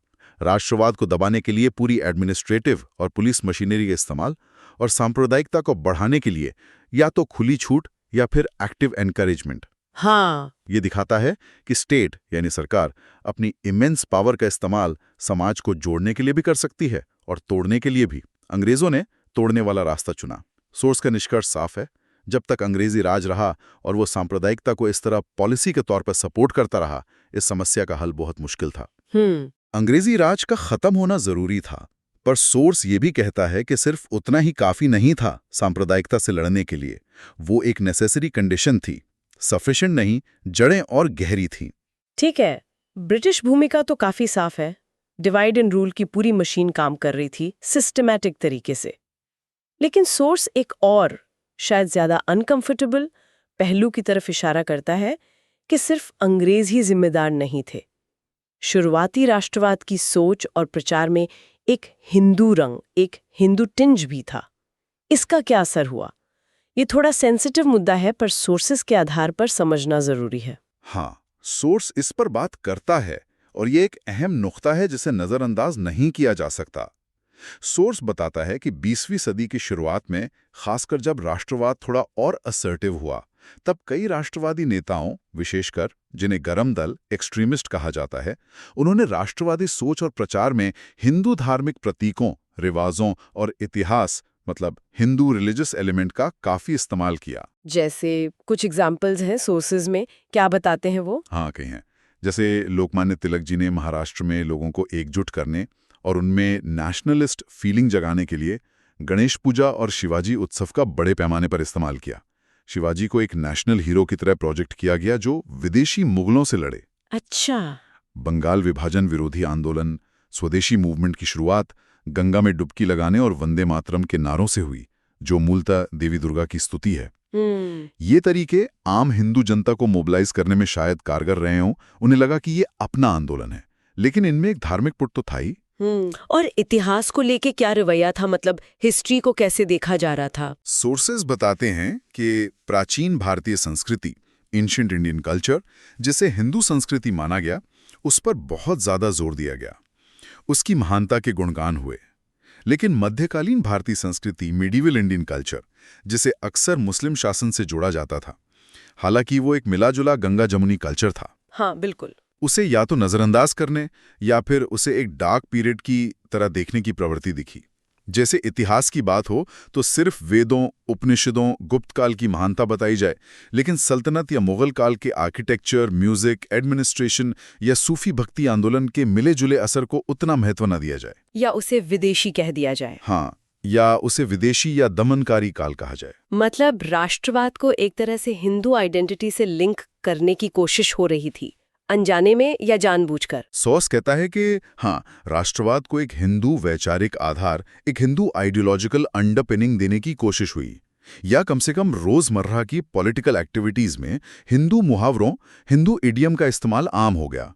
नारों में, भाषणों में, प्रतीकों में हिंदू धर्म से जुड़ी चीजें इस्तेमाल होने लगीं, जैसे भारत माता की कल्पना एक देवी के रूप में करना। और साहित्य का भी जिक्र है। लिटरेचर का क्या रोल था इसमें? क्योंकि लिटरेचर का असर तो गहरा होता है। हाँ, ये एक अहम बात है।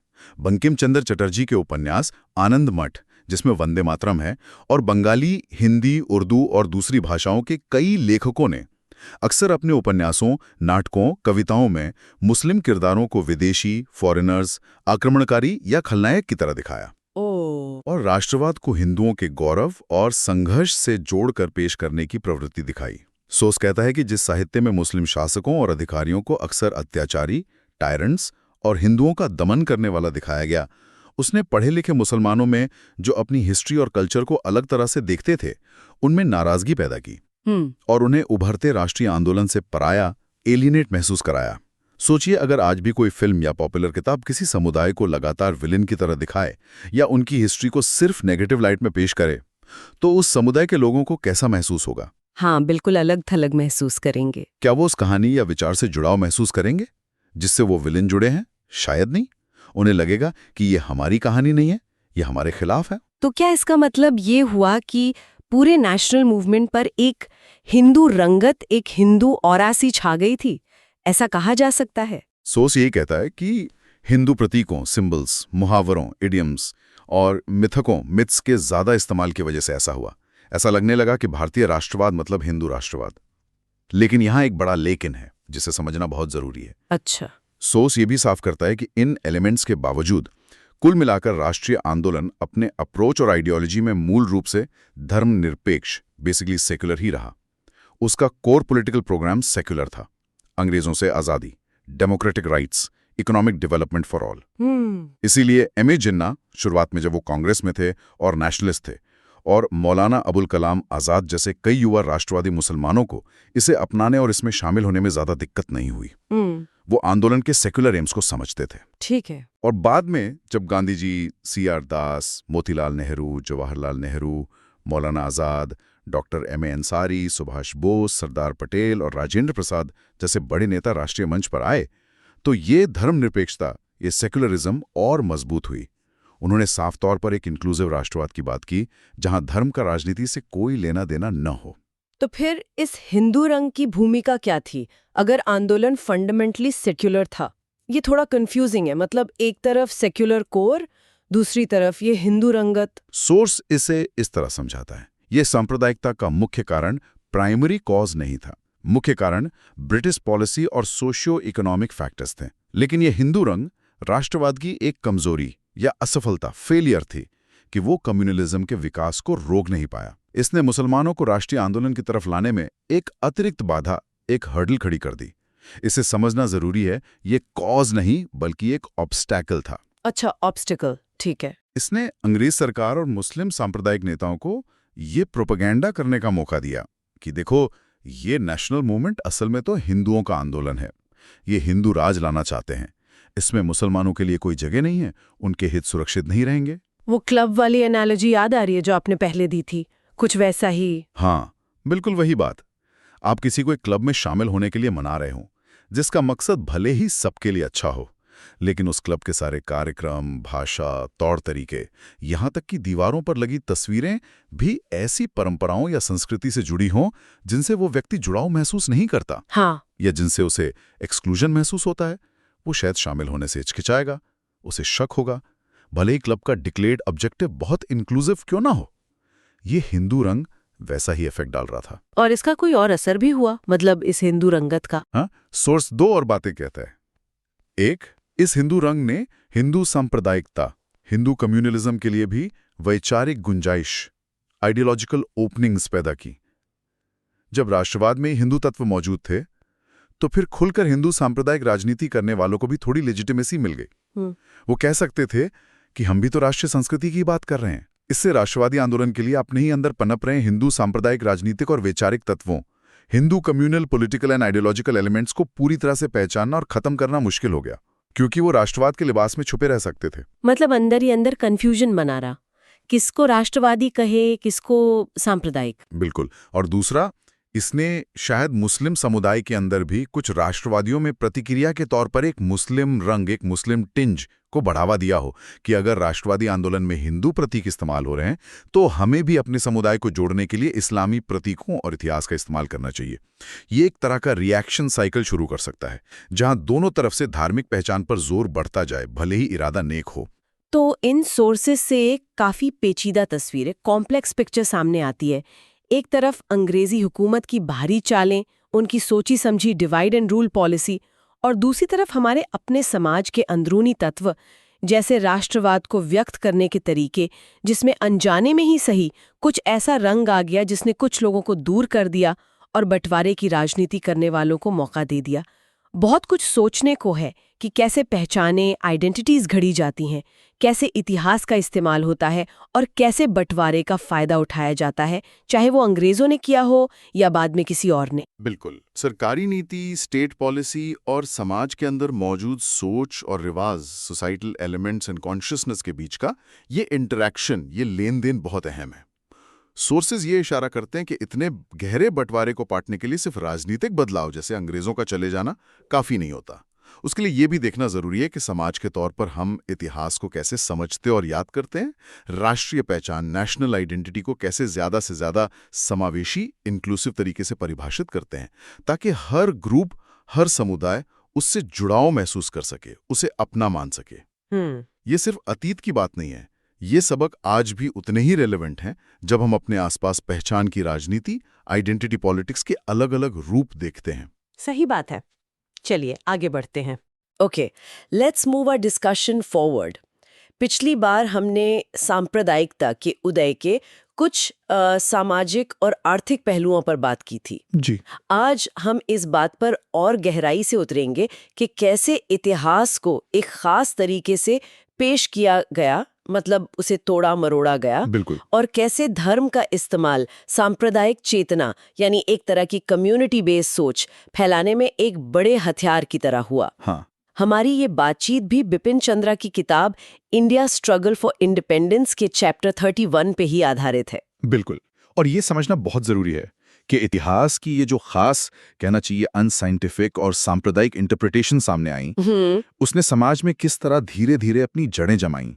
ये सिर्फ इतिहास की मोटी मोटी किताबों तक सीमित नहीं रही है ना? नहीं नहीं, बिल्कुल नहीं। बल्कि इसने हमारी सोच, हमारी रोजमर्रा की बातचीत, यहाँ तक कि परिवारों के अंदर होने वाली बातों को भी प्रभावित किया। अच्छा। इसलिए उस आइडियोलॉजी को खाद पानी दिया जो धर्म के आधार पर समाज को बांटती है। तो शुरुआत इसी डिस्टॉर्टेड हिस्ट्री से करते हैं। सोर्स बताता है कि ये कम्युनल कॉन्शियसनेस फैलाने और उस आइडियोलॉजी का एक मुख्य जरिया था। हाँ बिल्कुल। और इसकी शुरुआत कहाँ से हुई? स्कूलों और कॉलेजों में पढ़ाई जाने वाली हिस्ट्री की किताबों से। सोचिए जरा, कितनी ही पीढ़ियों ने इतिहास को इसी नजरिए से पढ़ा होगा। हाँ, मतलब बचपन से ही। हाँ, बचपन से ही ये बातें दिमाग में डाली गईं कि भाई इतिहास तो ऐसा ही था। हाँ, और दिलचस्प बात यह है कि इस सोर्स के मुताबिक इसकी नींव रखने वालों में ब्रिटिश इतिहासकार और प्रशासक शामिल थे, जैसे जेम्स मिल का नाम आता है। जेम्स मिल, हाँ। उन्होंने क्या किया? भारतीय इतिहास को धर्म के आधार पर बांट दिया। प्राचीन भारत को कह दिया हिंदू काल और मध्यकालीन भारत को मुस्लिम काल। पर कमाल की बात देखिए, जब अंग्रेजों का शासन आया, उस मॉडर्न पीरियड को उन्होंने ईसाई काल या क्रिश्चियन पीरियड नहीं कहा। अरे, मतलब हिंदू काल, मुस्लिम काल, लेकिन जब खुद आए तो आधुनिक काल। ये तो बड़ी चालाकी लगती है। ही, ये तो सीधा सीधा सिंप्लीफिकेशन है, और शायद उससे भी ज्यादा। ये तो वही बात हुई कि आप किसी शहर को बस वहां के मेयर के धर्म से पहचाने। कितना सतहीकरण है ये। बिल्कुल। और सोर्स ये भी साफ करता है कि इस तरह के बंटवारे ने एक बहुत बड़ी गलतफहमी पैदा की कि मध्यकाल में सारे मुसलमान शासक थे। हाँ। और सारे हिंदू शासक, जैसे कि समाज में बस यही दो वर्ग थे। बिल्कुल। जबकि जमीनी हकीकत क्या थी? हाँ। हकीकत ये थी कि चाहे हिंदू हो या मुसलमान, आम जनता जो मेजॉरिटी थी वो गरीब थी, उसका शोषण होता था, वो दबी कुचली थी। सही बात है। और वहीं दूसरी तरफ शासक वर्ग में, जमींदारों में, अमीरों में, दोनों ही धर्मों के लोग शामिल थे। अच्छा। लेकिन इस सांप्रदायिक व्याख्या ने क्या किया? इसने शासन के चरित्र को, यानी पॉलिटिकल नेचर को, शासक के धर्म से जोड़ दिया। मानो अगर राजा मुसलमान है तो पूरा राजकाज और पूरी प्रजा का जीवन बस उसी एक धार्मिक पहचान से तय होता है। और ये सोच सिर्फ राजनीति या शासन तक ही सीमित नहीं रही होगी, है ना? नहीं, बिल्कुल नहीं। धीरे धीरे ये फैली। कल्चर, समाज, कला, साहित्य, हर चीज पर हिंदू या मुस्लिम का ठप्पा लगाने की कोशिश हुई। और ये बंटवारा सिर्फ किताबों के पन्नों पर नहीं रहा। जैसा कि सोर्स बताता है, ये कविताओं में, नाटकों में, उपन्यास और कहानियों में, अखबारों और पत्रिकाओं में झलकने लगा। मतलब हर जगह। हाँ, और शायद सबसे ज्यादा असर हुआ पब्लिक प्लेटफॉर्म से दिए भाषणों से, क्लासरूम में टीचर जो पढ़ा रहे थे उससे, हाँ, और सबसे बढ़कर घरों के अंदर होने वाली बातचीत से, जिसे हम कहते हैं परिवार के जरिए मूल्यों का हस्तांतरण या सोशलाइजेशन थ्रू फैमिली। अच्छा, घरों में भी मतलब? जी हाँ, ये सांप्रदायिक नजरिए वाली इतिहास की कहानी पीढ़ी दर पीढ़ी इसी तरह आगे बढ़ती गई। मतलब ये जहर धीरे धीरे हमारी रगों में उतारा गया, खासकर एजुकेशन के जरिए। हाँ, और गांधी जी जैसे नेताओं ने इस खतरे को बहुत पहले भांप लिया था। सोर्स में उनका जिक्र है। उन्होंने कहा था कि जब तक स्कूलों में इतिहास के ये डिस्टॉर्टेड वर्जन्स, ये तोड़ मरोड़ कर पेश किए गए संस्करण पढ़ाए जाते रहेंगे, तब तक हमारे देश में स्थायी सांप्रदायिक सौहार्द यानी परमानेंट कम्युनल हार्मनी कायम होना बहुत मुश्किल है। ये तो बहुत बड़ी बात कही उन्होंने। बिल्कुल। ये बात अपने आप में बताती है कि शिक्षा के माध्यम से इस सोच को कितना गहरा बैठाया गया था। तो इतिहास को इस तरह तोड़ने मोड़ने का नतीजा क्या हुआ? मतलब कैसे अलग अलग, बल्कि कहना चाहिए कि एक दूसरे के खिलाफ कहानियां घड़ी गईं। पहले हिंदू कम्युनल व्यू को देखते हैं। सोर्सेस के बारे में क्या कहता है? देखिए, जो हिंदू सांप्रदायिक दृष्टिकोण था उसने काफी हद तक वही कहानी अपनाई जो अंग्रेज इतिहासकारों ने शुरू की थी। अच्छा, इनका कहना था कि मध्यकालीन मुस्लिम शासक मूल रूप से हिंदू विरोधी थे।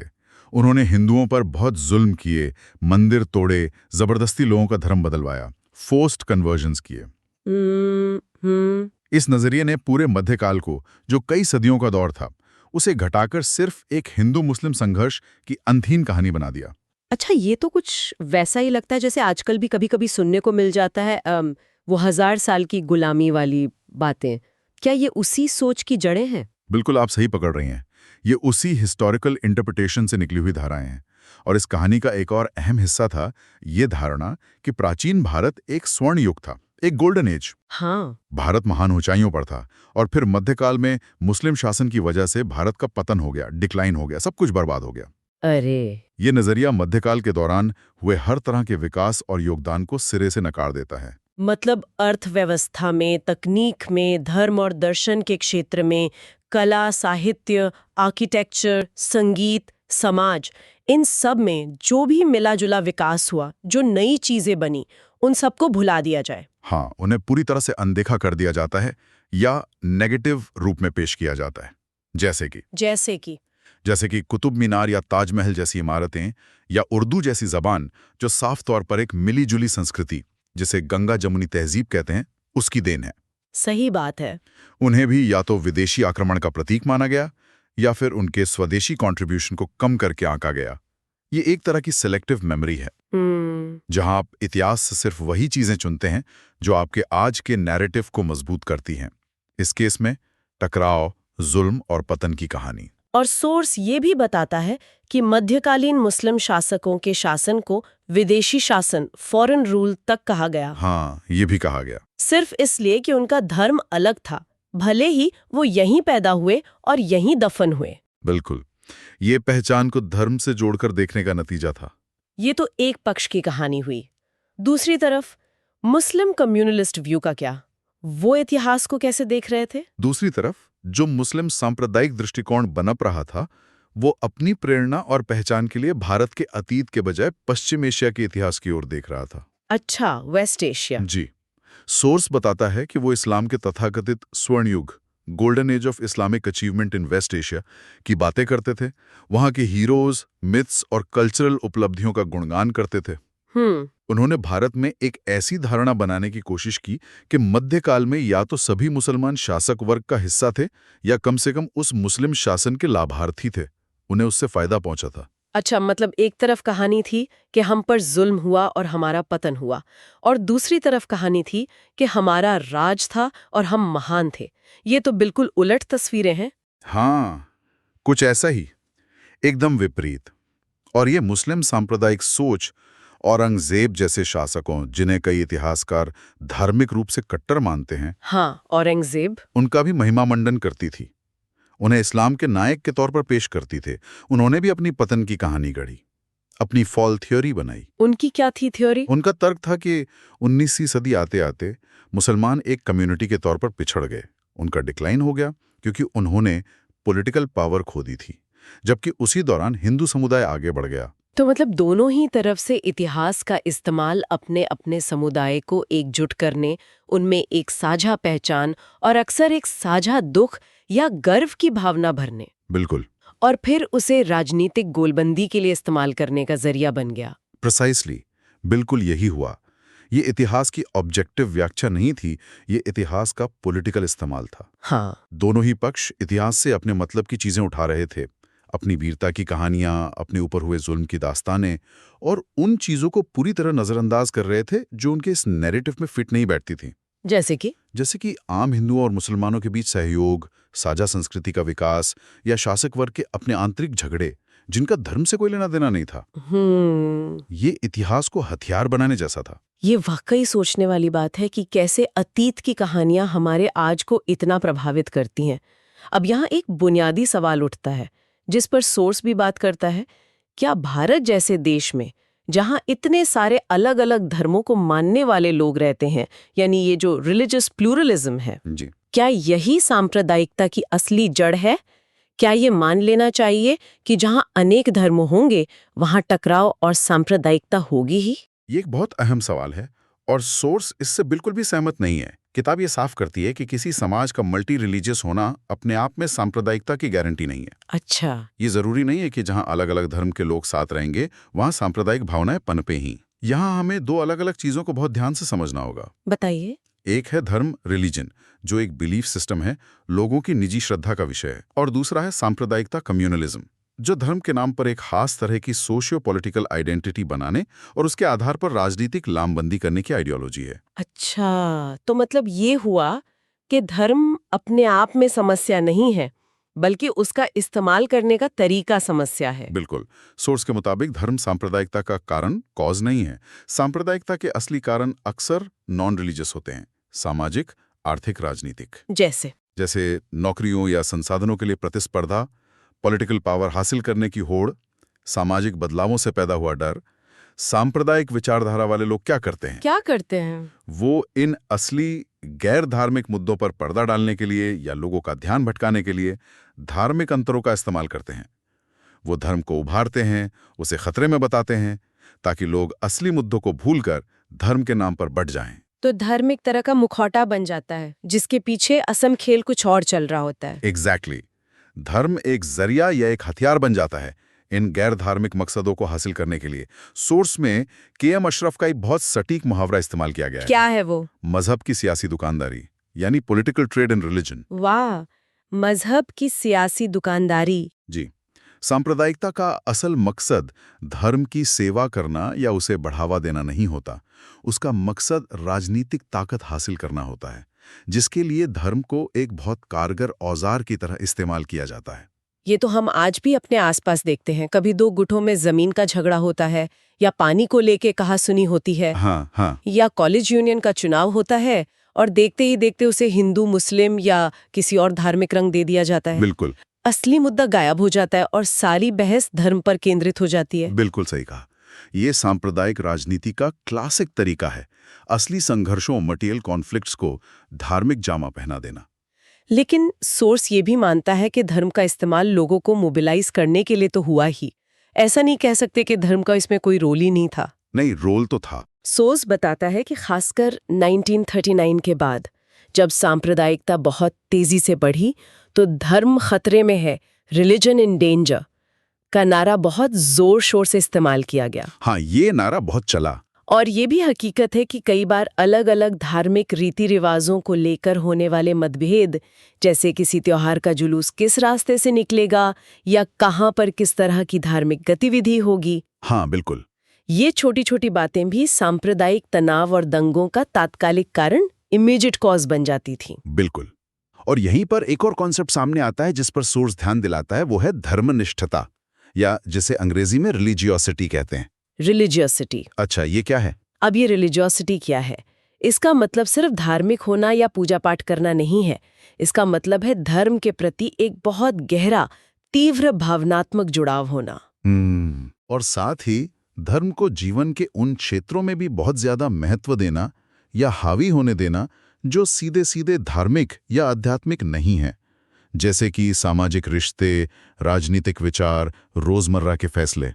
अच्छा, मतलब धर्म आपकी निजी आस्था तक सीमित न रहकर आपके पूरे जीवन पर, आपकी पूरी पहचान पर छा जाए। हाँ, कुछ इस तरह। तो क्या इसका मतलब ये है कि जो व्यक्ति ज्यादा धार्मिक है या ज्यादा धर्मनिष्ठ है, वो ज्यादा सांप्रदायिक भी होगा? या उसके सांप्रदायिक बनने का खतरा ज्यादा है? नहीं, देखिए, सोर्स ये नहीं कहता कि धर्मनिष्ठता अपने आप में सांप्रदायिकता है। एक व्यक्ति बहुत ज्यादा धर्मनिष्ठ हो सकता है, अपने धर्म के प्रति गहरा समर्पण रख सकता है, और फिर भी वो बिल्कुल भी सांप्रदायिक ना हो, हाँ, ऐसे लोग होते हैं। बल्कि सभी धर्मों का सम्मान करता हो। ऐसे बहुत से उदाहरण हैं।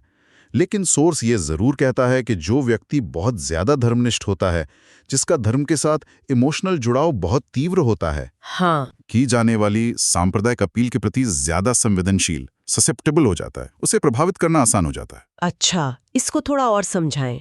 मतलब जैसे कोई व्यक्ति है जो अपने धर्म की हर छोटी बड़ी बात को लेकर बहुत भावुक है। हाँ, तो अगर कोई आकर उसे ये कहे कि देखो तुम्हारा धर्म खतरे में है या तुम्हारे धार्मिक प्रतीकों का अपमान हो रहा है, तो वो शायद जल्दी यकीन कर लेगा। हाँ, या ज्यादा तीव्रता से प्रतिक्रिया देगा। भले ही वो बात झूठी हो या उसके पीछे कोई राजनीतिक मकसद हो, जैसे आजकल फेक न्यूज या अफवाहें फैलती हैं धर्म के नाम पर। प्रिसाइसली, बिल्कुल, क्योंकि उसका भावनात्मक जुड़ाव, इमोशनल कनेक्ट इतना मजबूत है कि तर्क या तथ्यों की जांच पीछे छूट सकती है। वो धर्म के अपमान या खतरे की बात सुनकर आसानी से भड़क सकता है या किसी समूह के खिलाफ गोलबंद हो सकता है। इसीलिए सोर्स कहता है कि धर्मनिरपेक्षीकरण, सेकुलराइजेशन का असल मतलब धर्म को खत्म करना नहीं है, जैसा कि कुछ लोग समझते हैं। अच्छा, ये मिसकंसेप्शन है। हाँ, धर्म लोगों की निजी आस्था का विषय है और रहेगा। सेकुलराइजेशन का मतलब है रिलीजियोसिटी के प्रभाव को कम करना, यानी धर्म के दायरे को व्यक्ति के निजी जीवन, प्राइवेट लाइफ, उसकी नैतिकता और आध्यात्मिकता तक सीमित रखने पर जोर देना। मतलब उसको पब्लिक स्फीयर से अलग रखना। हाँ, उसे सार्वजनिक जीवन, राजनीतिक जीवन, शासन के कामकाज, शिक्षा, कानून, इन सब क्षेत्रों में बेवजह घुसपैठ करने से रोकना। धर्म व्यक्तिगत विश्वास का मामला रहे, सामाजिक और राजनीतिक पहचान का आधार ना बने। तो ये पूरी चर्चा इस बात को उजागर करती है कि कहानियां यानी नैरेटिव्स कितने शक्तिशाली होते हैं, कैसे अतीत की एक खास तरह की व्याख्या पीढ़ियों की सोच को आकार दे सकती है। बिल्कुल। और कैसे धर्म, जो करोड़ों लोगों के लिए आस्था, शांति और मार्गदर्शन का स्रोत है, उसी धर्म को राजनीतिक स्वार्थों के लिए एक खतरनाक हथियार में बदला जा सकता है। बिल्कुल। और ये सारी बातें हमें आज के संदर्भ में सोचने पर मजबूर करती हैं। आज जब हम सूचनाओं के महासागर में जी रहे हैं, जहां सोशल मीडिया पर हर सेकंड एक नई कहानी, एक नया नैरेटिव गढ़ा जा रहा है, हाँ बिल्कुल, तब ये सवाल और भी जरूरी हो जाता है कि हम इतिहास की या वर्तमान की घटनाओं की व्याख्याओं को कैसे ग्रहण करते हैं। क्या हम अखबारों में, टीवी पर, व्हाट्सएप पर या अपने बड़े बुजुर्गों से सुनी सुनाई बातों को जस का तस मान लेते हैं, या उन पर सवाल उठाते हैं? हाँ, या उन पर सवाल उठाते हैं। क्या हम ये जानने की कोशिश करते हैं कि इस कहानी का स्रोत क्या है, इसका कॉन्टेक्स्ट क्या है, कहीं इसमें कोई छुपा हुआ एजेंडा तो नहीं? ये बहुत जरूरी है। और सबसे बड़ी चुनौती ये है कि हम कैसे ये सुनिश्चित करें कि हम अतीत को और अपने वर्तमान को भी उसकी पूरी कॉम्प्लेक्सिटी में, उसके अलग अलग दृष्टिकोणों के साथ समझें, हाँ, बिना इन पुराने बांटने वाले सांप्रदायिक खांचों में फंसे। ये सिर्फ इतिहास पढ़ने पढ़ाने का मसला नहीं है, ये हमारे समाज के आज और आने वाले कल के लिए बेहद जरूरी है। Okay, so we hope you liked our today's discussion on Chapter 31, The Rise and Growth of Communalism of India's Struggle of Independence by Bipin Chandra. For more such discussions on UPSC topics, subscribe to the UPSC podcast channel. Dhanyavad, Jai Hind.